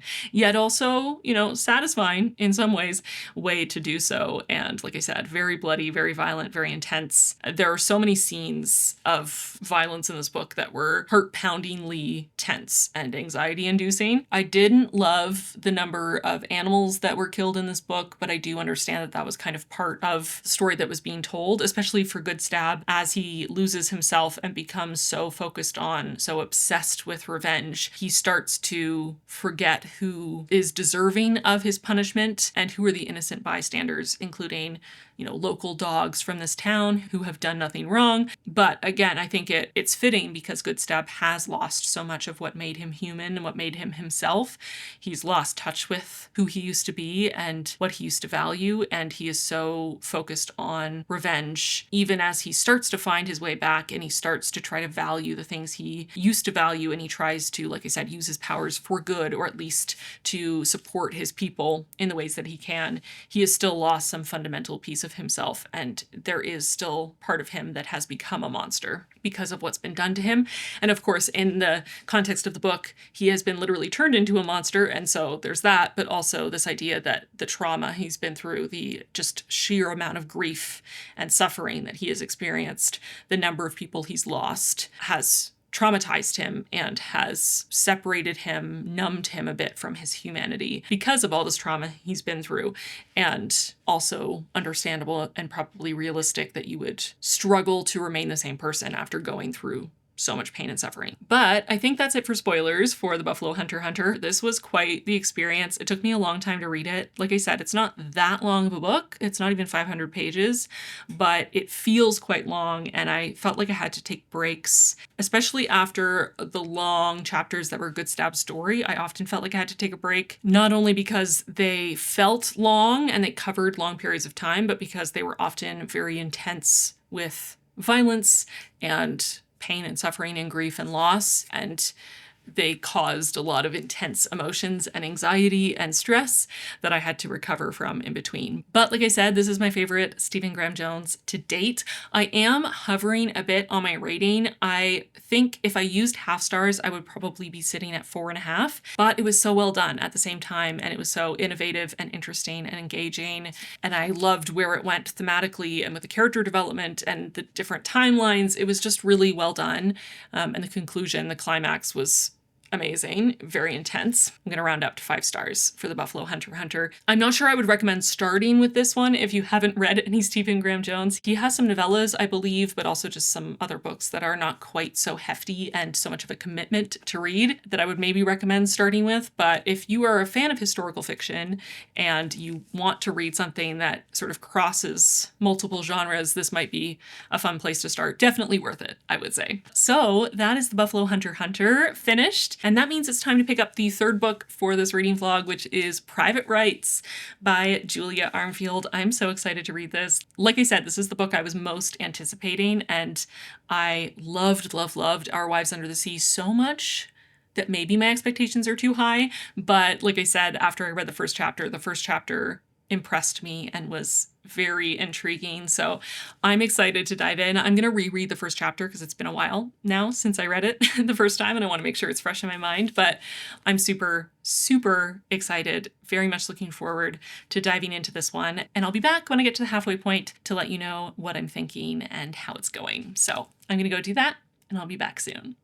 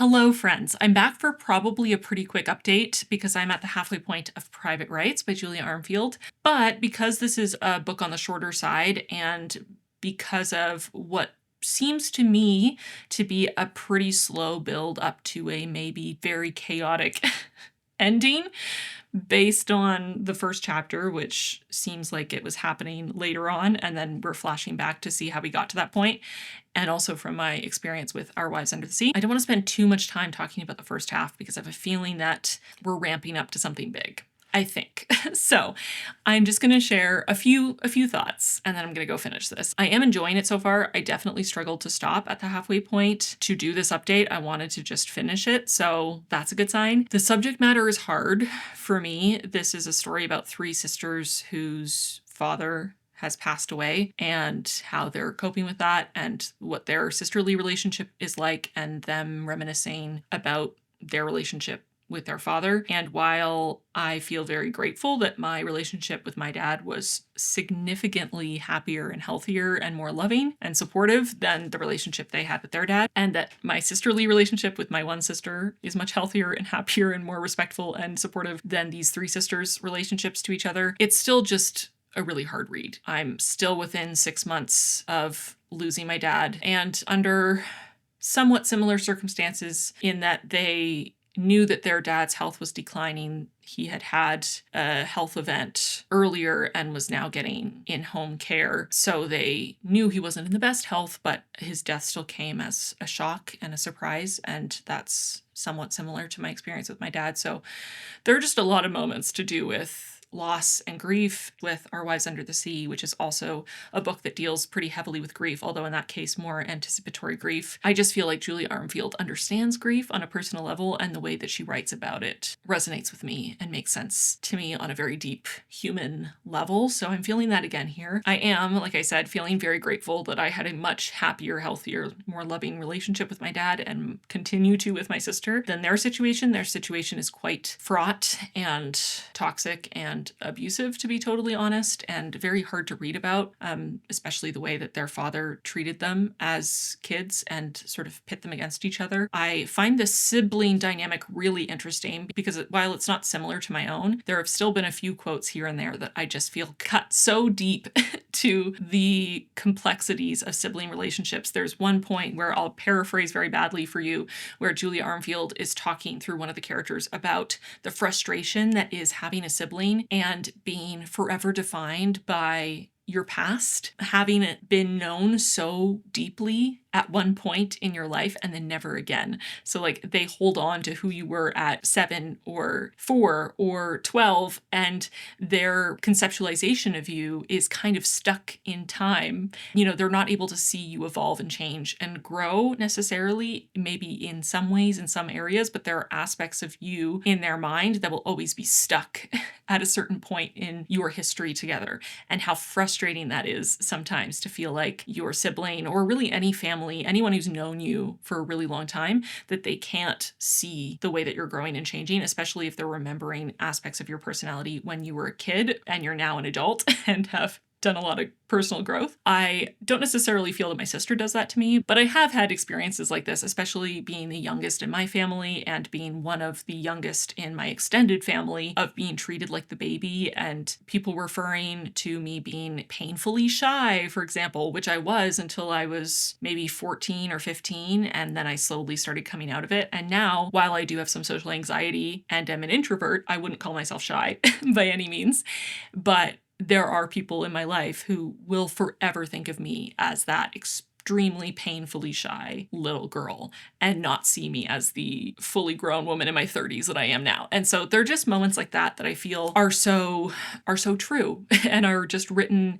in a beautiful way, but also very straightforward and simple. And that's something I really like about Julia Armfield's prose. I feel like her writing is beautiful, but it's very understated. It's not overly descriptive or flowery. It's not over the top. It's not overly wordy. She's quite concise and economical about her word choices and the way she structures her sentences, but there's still a beauty. There's still a sort of poetic quality to her writing that I just find entrancing. And the world building is really cool here too. I felt this way in Our Wives Under the Sea. It was the writing, it was the themes, it was the characters and their relationships that meant the most to me and that I remember the most and that touched me the deepest. But there were some world building and sort of speculative elements that were really interesting. And I'm feeling the same way here. It's definitely the characters and their relationships and their emotional journeys and the themes and their grief that are the most prominent so far. But the world building is that they're in this near future where it just is raining all the time, to the point where there is extensive flooding. Instead of taking public transport like a tram or a streetcar or a bus, you're taking ferries through flooded streets. And their father, who was an architect, designed a type of house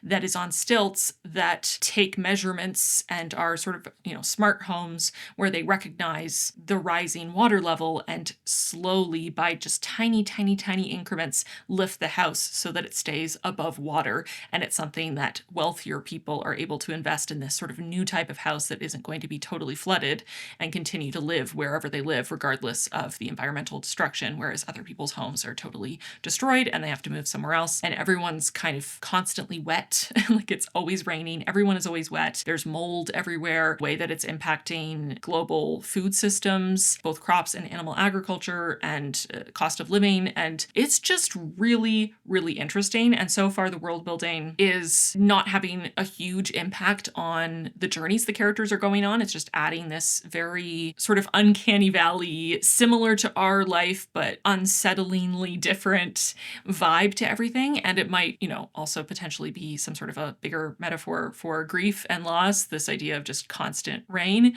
and the world filling up with water. And that's kind of how it feels to be grieving, at least for me as someone who is a crier. I cry every single day. And I already cried several times a week before this, because I, cry from any strong emotion. So even if I'm just think something is really cute or I'm really happy, I'll cry. I am crying more often. Not a day goes by that I don't cry from sadness now. And I cry a lot when I cry. I cry longer and harder than I typically did in the past. And it does kind of feel like I'm being flooded by my grief. And so perhaps this is kind of a metaphor for that feeling, and it's, the entire world is being flooded by the grief. But we'll see. I mean, I don't know where it's going to go and how that will carry forward, and whether it will be tied in more obviously, or if it will just be the setting that enhances this feeling of drowning in your grief. But I also have a feeling, based on the first chapter, which, like I said, it seems like it's later on in the story and then we've jumped back to see how we got there. That chapter, things had escalated and there was more of a perhaps horror element that so far we haven't seen. So I'm excited for that, but also kind of scared. I don't think I'm going to share any spoilers right now. I think I'm going to save spoiler thoughts for the end, once I have the whole picture. And I'll just say that this is very queer so far, and I love that. Truly, anything could happen. So we'll see. But I'm going to go finish this. I'll be back when I'm done to share my final thoughts.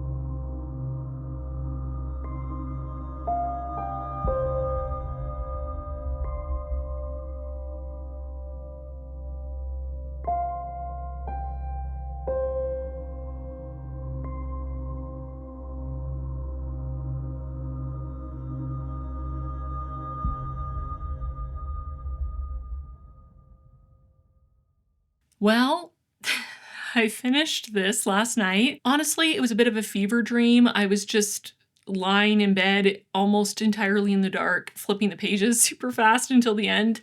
And then I just stared into the darkness of my bedroom for about an hour and then passed out.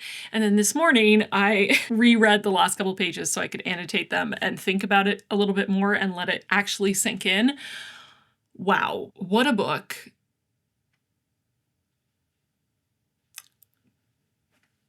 How do I even go about talking about this, especially without spoilers? This is an incredible book. Julia Armfield is really becoming a new favorite author of mine. I mean, she was already a favorite author just from Our Wives Under the Sea, just from how much I loved that, but this one cements her as an absolute favorite. This was beautiful. It broke my heart. It was tender and touching and devastating and emotional and so real, with such flawed, messy characters doing their best and failing over and over and over again, and a slow slide into the apocalypse where everyone just kind of keeps going about their day-to-day lives because you still gotta pay rent. And it's so rich with symbolism and metaphor and layers of meaning, and I'm just so enamored with it.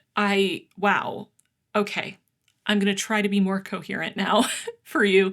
Actually, first, let me say this first.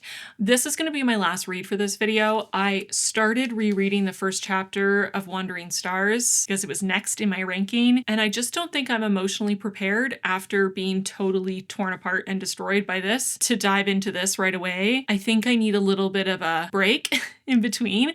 I'm 100% still going to read this, and let me know if you want me to do a part 2 to this reading vlog where I read the next couple books on the list, but I just can't do it right now, to be totally frank. This was a lot to read, still relatively fresh in my own grief when this deals so heavily with grief. And if Wandering Stars is anything like There There, it's also going to tear me apart into a million tiny pieces in the best way possible, but also in a way that I might need time to recover from. So this is going to be my last read for this video, but not too shabby of a taste test, trying to figure out if Aardvark and I have similar tastes, because I've only read 3 of the Aardvark selections that I have in my collection, and they've all been incredible. So that's pretty awesome. But let me properly review this for you. The premise here is that we are in a near future. It's not, I don't think, ever explicitly said, but we're in the UK, likely in London. And this is a near future where we are slowly sliding, as I said, slowly sinking into an apocalypse. Climate change is progressing, ocean levels are rising, and much of the world is starting to sink underwater.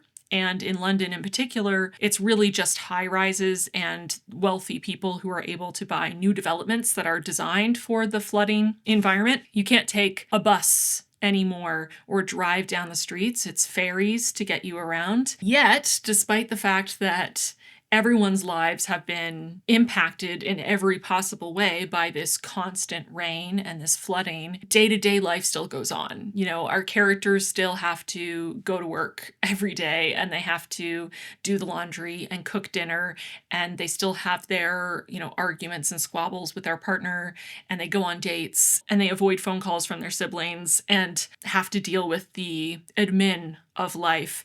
And capitalism continues despite the fact that the world is ending and the planet is slowly drowning, because of course it would. And I just kind of love this depiction of a very slow, gradual, quiet apocalypse. The end of the world, but very few people are screaming. Just a handful here and there. Most people are just adjusting, as humans do. Things get worse and worse and worse, and people just keep living their lives. And there's something very funny about that, but also incredibly depressing, because I think it's probably one of the more realistic depictions of an apocalypse that I've ever read. As much as the setting is integral to the story that's being told, and we not only get the perspectives of our 3 sisters, but we also occasionally get the perspective of the city, and we get that world building and we expand on the world. But the setting is most importantly a metaphor, and the use of this slow sinking, this drowning, is a constant feeling of dread, both for the characters and for us. Everything is gray and wet and heavy and waterlogged, and people are moving through their lives like they're trying to walk through waist-high water. There is so much resistance to everything. Everyone is bogged down and floating along or slowly drowning. And I feel like it's such a multifaceted metaphor, because not only is it sort of a metaphor for itself of this feeling of complacency as your whole life slowly fills with water and you just get more and more numb, and the world becomes more and more muffled until it's entirely silent and you're just this immobile creature floating in your passivity. But it's also a metaphor for grief and loss, drowning in grief, and a nature metaphor of the constant rain for this loss, the devastation, the desperation, the despair, the suffering, the melancholy. And the atmosphere is so rich, it's so vibrant. Well, vibrant's probably the wrong word. It's very evocative. I very much felt like I was in this rainy, wet dreary, drab, sinking world with these characters, and it added to that sense of heaviness, the weight of the trauma that these women have experienced, but also their loss and their grief, and amazingly, their ability to different extents, depending on the character, their ability to seek out and find human connection and warmth and focus on joy and moments of peace and solidarity when they can, where they can, to maybe find some kind of meaning as their world falls apart. And speaking of our protagonists, like I said, we have three sisters. We have Isla and Irene and their much younger sister, Agnes, who's about a decade younger than them.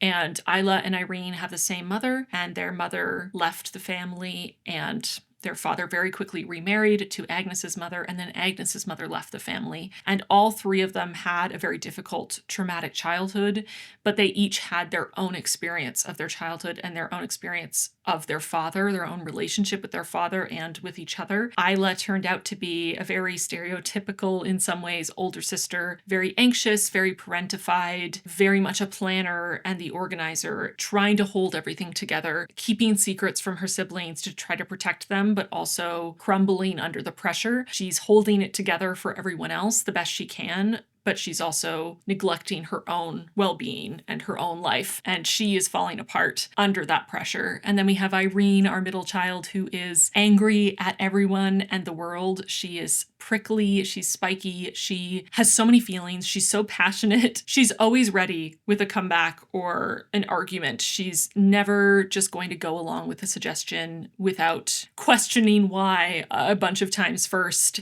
And she also resents being the middle child and being the younger child of her little duo. She resents Isla for being controlling, for being hard on her, for being a parental type figure.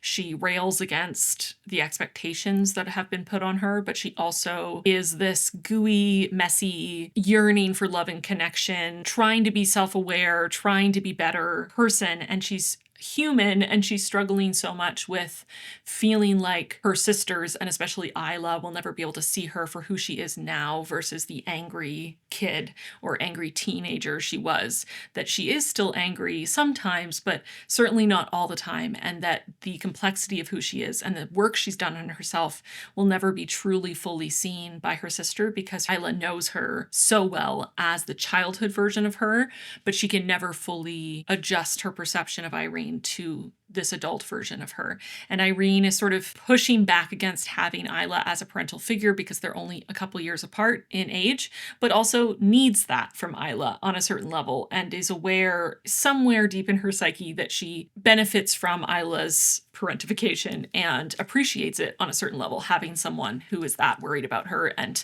willing to put that much effort into planning things for her and being anxious for her. Then we have Agnes, the youngest, and she is very much out on her own in this sibling dynamic, being born a decade after the other two with a different mother. On a certain level, both Irene and Isla talk about their experiences of how much they blame Agnes for what happened to their family, and maybe struggling with knowing that it's not Agnes's fault, but that it's hard not to want to take it out on her, that it was her mother and her coming into the family that felt like it was the ruination of the life that they had with their mother and their father when it was just the four of them. And she is the living, breathing representation of their life falling apart and being irrevocably changed for the worse. Agnes had her own struggles growing up, especially growing up largely on her own in a house with their father, who all of them acknowledge was not a very good father, was not a very kind, even-keeled person, not easy to get along with or live with. And she feels like an outsider, feels like she's not really part of the family, and just is kind of trying to carve her own path, and seems to have a little bit of a fear of commitment, seems to be sort of bouncing from relationship to relationship and avoiding making true deep connections with people, or maybe feels that she can't,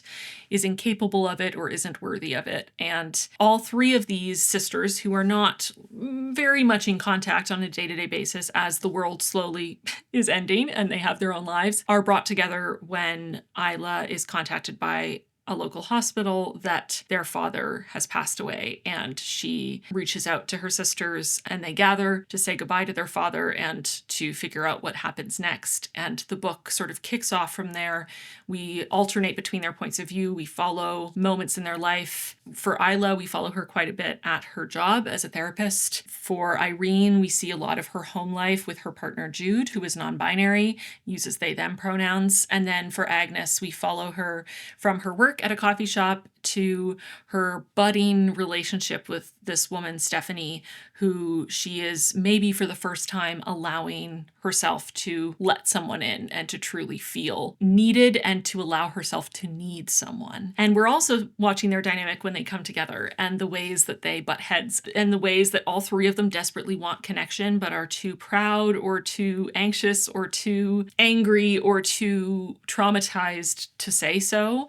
None of them want to be the first one to make that effort to reach out to the others. And sometimes one of the three of them will get up the courage to reach out for that connection and will have their hand slapped away by the others in this sort of knee-jerk reaction. They have such a complex, dysfunctional dynamic, and so much of that comes from the circumstances of their childhood, but also the abuse from their father. There is a little bit of, physical abuse and corporal punishment, but there's also extensive, from what we get of the flashbacks, emotional, psychological abuse from their father, and a huge amount of neglect, especially emotional neglect, but also literal neglect at times when he just would disappear for days at a time, and Isla would have to step up and care for her siblings, even though she too was a child. I just love so many things about this. I love each character so much. Each of them is fucked up in their own way, but they are so complex. They have so many layers. They feel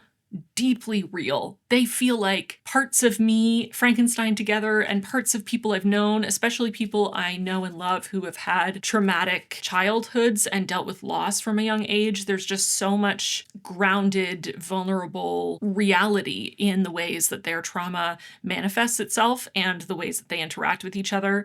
Their relationship, as messed up as it is, as adversarial as it is also very endearing and again feels so real. And you can feel the history between them even as they often sort of try to push it away and in many ways are repressing their memories of their time together because it's too difficult. You can still feel all of that history. They don't feel like characters to me. They feel like real people who are actually alive, who I got to get a little window into their brains and hearts. And that's amazing. That's one of the things I love most about fiction, about literature, to feel like I can live another life. And that's what I felt here. These weren't mouthpieces to say what the author wanted to say or just vehicles for a plot. There is basically no plot, but that's fine with me. They feel like real people going through real shit and having realistic, messed up, messy reactions to things because they're flawed, because they're real. And I could very easily see people describe this or view these characters as unlikable, but I personally liked all three of them. I liked them a lot. I would even go so far as to say that I loved them. And felt very sisterly towards them. I'm a sister. I have a sister. My relationship with my sister is much healthier than theirs, luckily. Thank goodness. But reading this, so many of the passages about their sister dynamic and about the experience of being a sister and having sisters resonated so deeply with me. I felt very seen. Also, so many passages about losing a parent, even though, again, their relationship with their father was much more complex and much more estranged and much more negative overall than mine with my dad. I am going through that process of that cleaving of my soul, of losing a parent for the first time, and how hard that is and how much it feels like you're drowning. And this book, both metaphorically and the more literal storytelling and the character development, felt like it was tailored directly to me and my experiences in so many ways, and felt very cathartic and painful, yet also in some ways and in some moments very hopeful for a way through that feeling of drowning and suffocating under the weight of your loss and grief. It is very dreary and melancholic and languid and full of dread and haunting and unnerving, but it also has that little glimmer of hope, that little glimmer of warmth and connection and possibility that keeps it from being entirely a downer, But I loved the characters. I loved their relationship to each other and also their external relationships. Agnes with Stephanie, I loved watching that develop. I loved getting windows into Irene's relationship with Jude. I loved getting a bit of a requiem, a little bit of a post-mortem on Isla's marriage with Morven that is ending in divorce. I loved getting windows into their relationship with their father and the way that all three of them had a different father, despite it being the same man, and their experiences and their memories being so different from each other. And I also loved the way it went totally off the rails, completely batshit at the end, like I thought it might, ramping up in the weirdness, in the horror elements, in the danger, in the pacing. Everything exploded and came to a head in such overwhelming, chaotic, stressful way that also felt so immersive and engrossing. I just couldn't put it down. I was so invested. I did not know how it was going to go, and the way it ended broke me into a million pieces, even though it's not what I expected. It brought together so many little hints and moments of foreshadowing throughout the book and really tied it together. I cannot wait to reread this. Knowing where you're going to end up and experiencing it again, I think is going to be fascinating, but also probably even more emotional than it was on first read. I also loved the added layers there that tied to religion. This idea that Irene was doing a PhD into the silence of God and silent prayer and a God that doesn't speak to us, and we have to pull interpretation out of nowhere. And all of the layers of that, of silence in a bunch of different ways, silence between people who are unable to express what they really need and want and feel for and from each other, the silence as a world is drowned, that muffling underwater, the silence from people in power and or God, if you believe in a God, when the world is literally dying, ending, and feeling totally alone and stranded on this island in the middle of an ocean, and there's nowhere to go, and there's no one listening, or at least no one speaking back, no one answering your prayers or your requests for aid.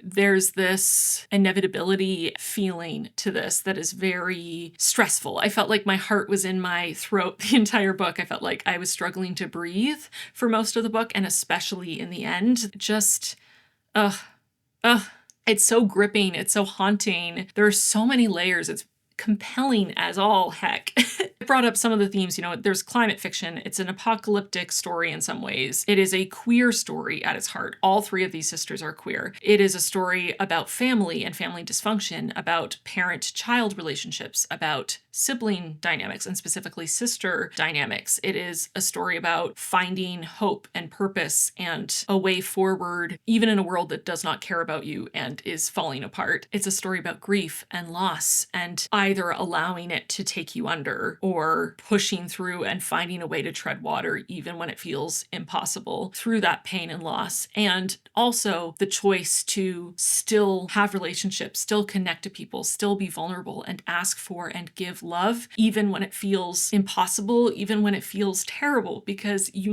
especially in the aftermath of a big loss, and you're feeling that grief, that to love is to lose, to love is to grieve, and it's horrific to contend with that reality, that to love someone, you have to accept that you're going to lose them at some point, and how the more you love them, the more it hurts when they're gone, and that is inevitable, and it fucking sucks, but it also is life, and it's what you have to do, and we all do it, and it's the worst, but it's also worth it because the love is worth it.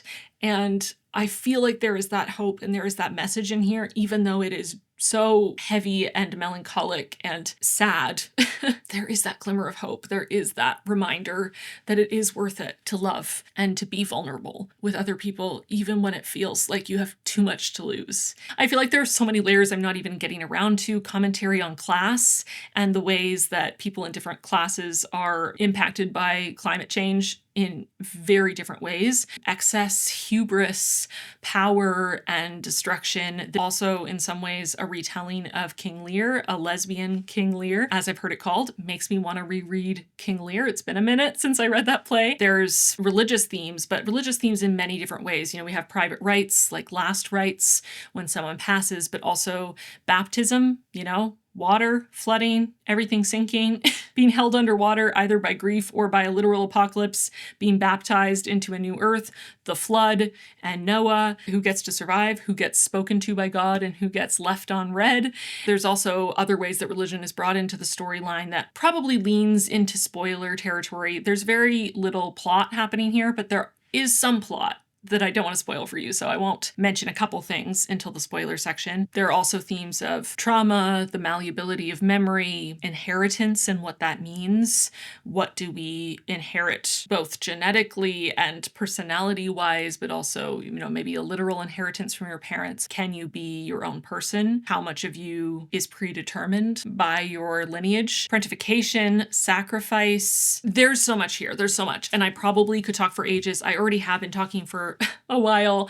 I just loved it. If you couldn't tell, if I haven't already said that, I loved this so much. I'm giving it 5 stars. I would have to reread Our Wives Under the Sea to know for sure, but I might like this one even more, which is pretty wild because I absolutely adored Our Wives Under the Sea. Now I really want to read it again, although I do need a bit of time between them because Julia Armfield is amazing and her books are amazing, but they feel very heavy. They take a toll emotionally on me. I feel my energy, I feel my body being sort of bogged down by the dread and the atmospheric pressure, so I probably need a bit of time before I dive into it, but I'd love to reread it to have it fresher in my mind. But this was incredible. Also so relevant to me right now and felt so much like the right time. I could relate to a lot of those feelings. It put a lot of my complex and hard and upsetting feelings into words more eloquently than I ever could. And it also was cathartic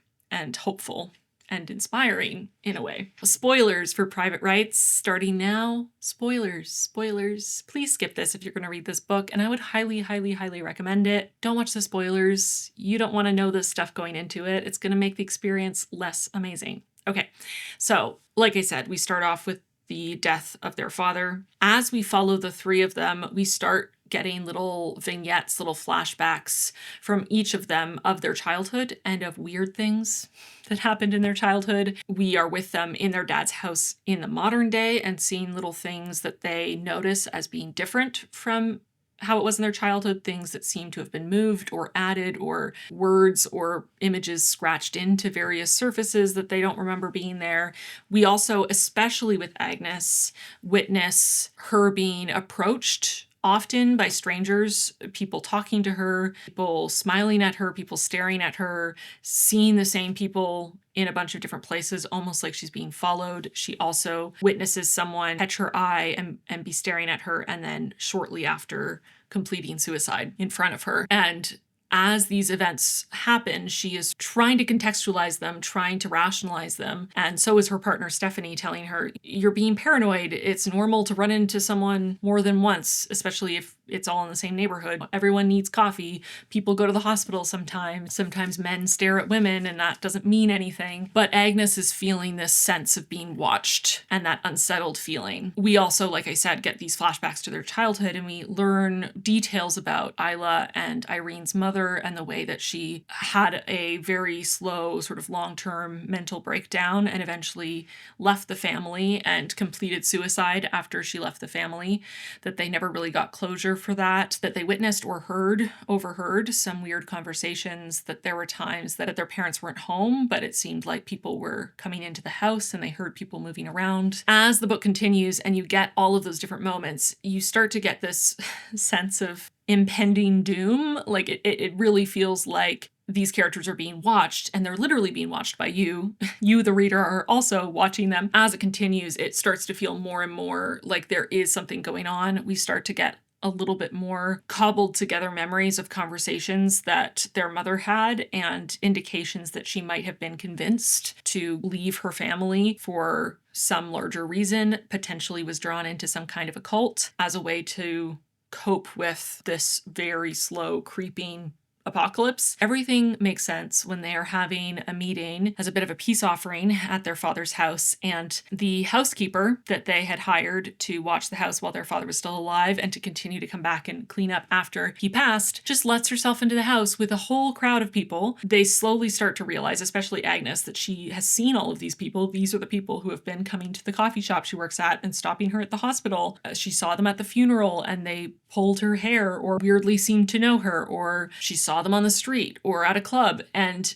they are very weird and unsettling, and they're talking about how Irene and Isla's mother gave them up to make way for the conduit and for their stepmother to come in, who was already part of this cult, part of this group, to give birth to the child that they would be able to, from context clues, I'm thinking sacrifice as part of a ritual to basically try to fix the world, to stop the apocalypse, to turn things back to the way they should have been. So they've come here now. Finally, this is the time where they are going to do this ritual and presumably try to sacrifice Agnes in this ritual so that they can try to end the apocalypse.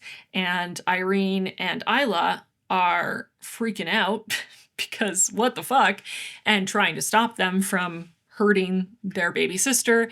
And Agnes is mostly in shock, as I think most people would be from learning that your mother was part of a cult and had you only so that you could later be sacrificed in a ritual to try to stop the end of the world. That would be destabilizing for any person, let alone someone in their early 20s who has a lot of childhood trauma. So Agnes is in a shock and then subsequently gets a concussion from being hit over the head with their father's oxygen tank, I believe. They're starting to do this ritual and pulling on the sides of her mouth till the sides of her mouth are bleeding, like stretching her mouth. I don't even want to think about if they'd been allowed to continue. Would they have just kept going?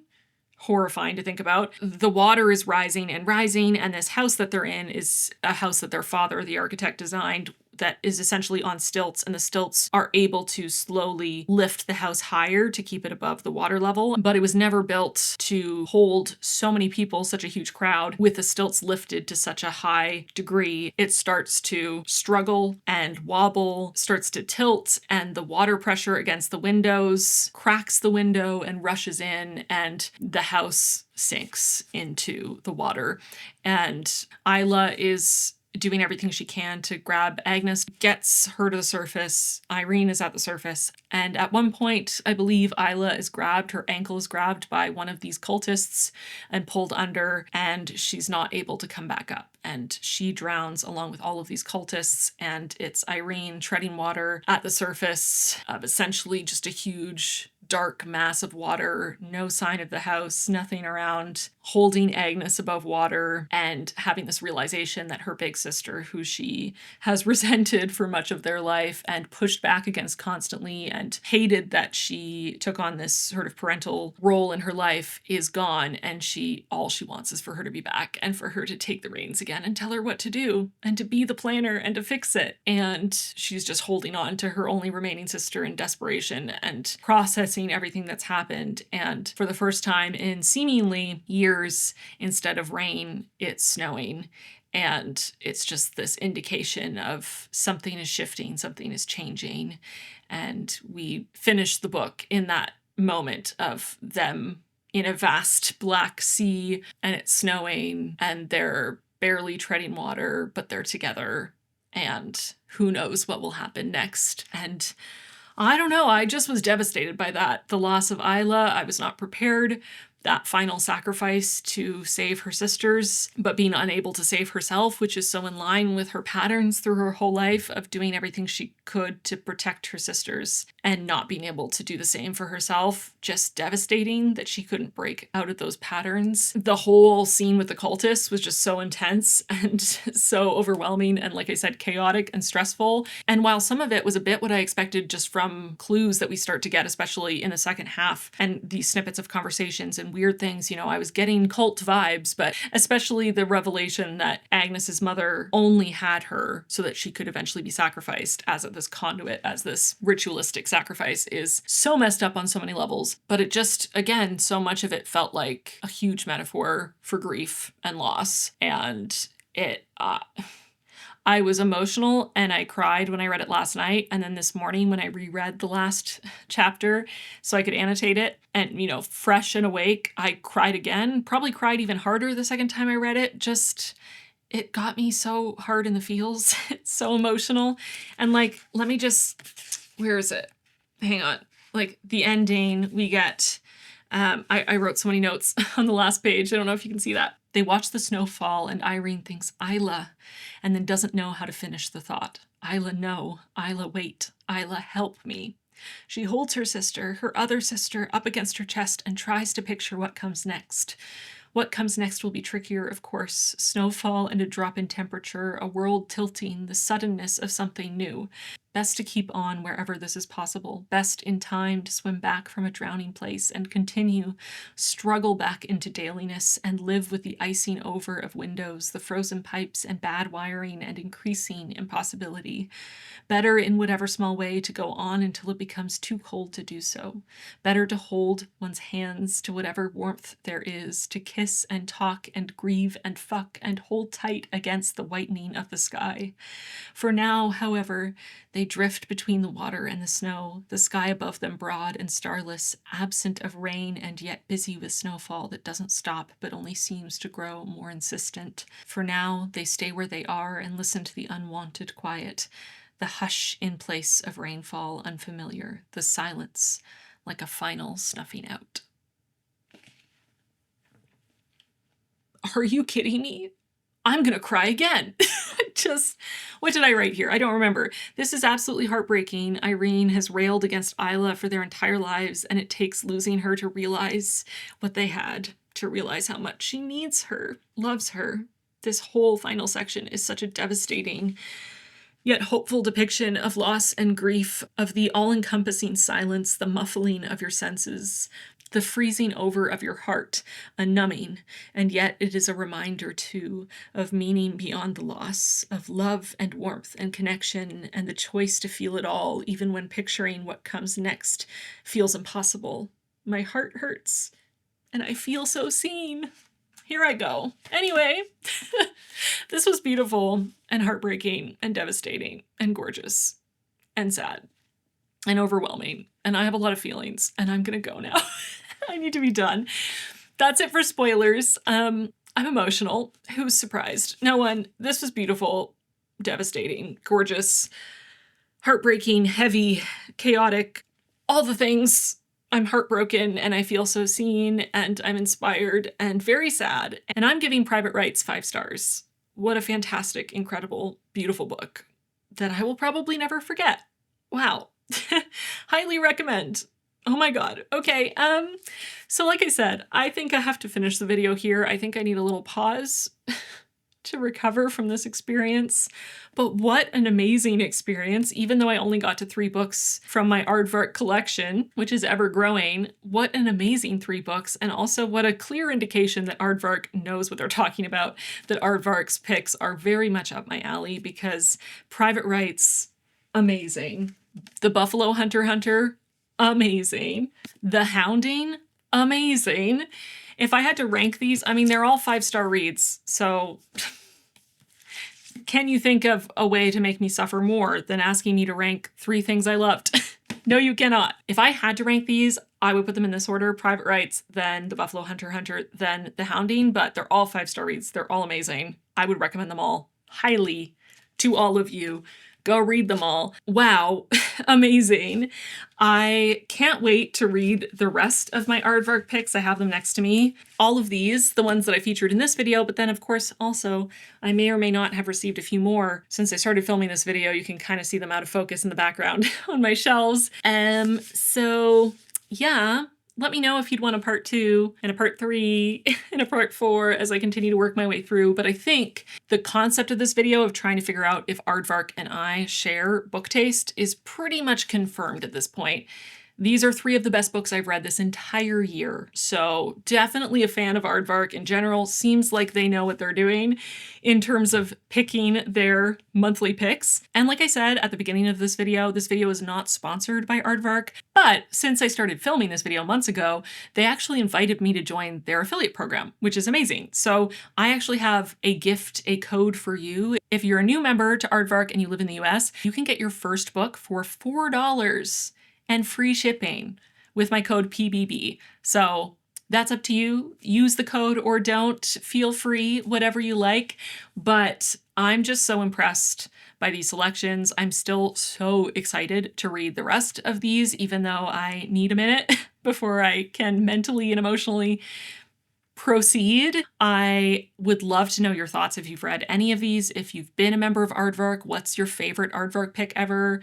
What are Aardvark backlist picks that I don't have yet that you would highly recommend? Let me know. All the things. I want to know.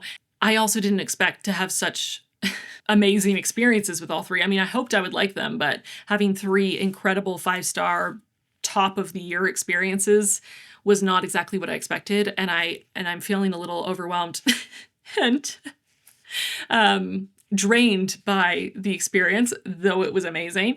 So thank you for watching. Leave the emoji that looks most like an aardvark in the comments if you made it all the way to the end. I appreciate you. Thanks for being a real one.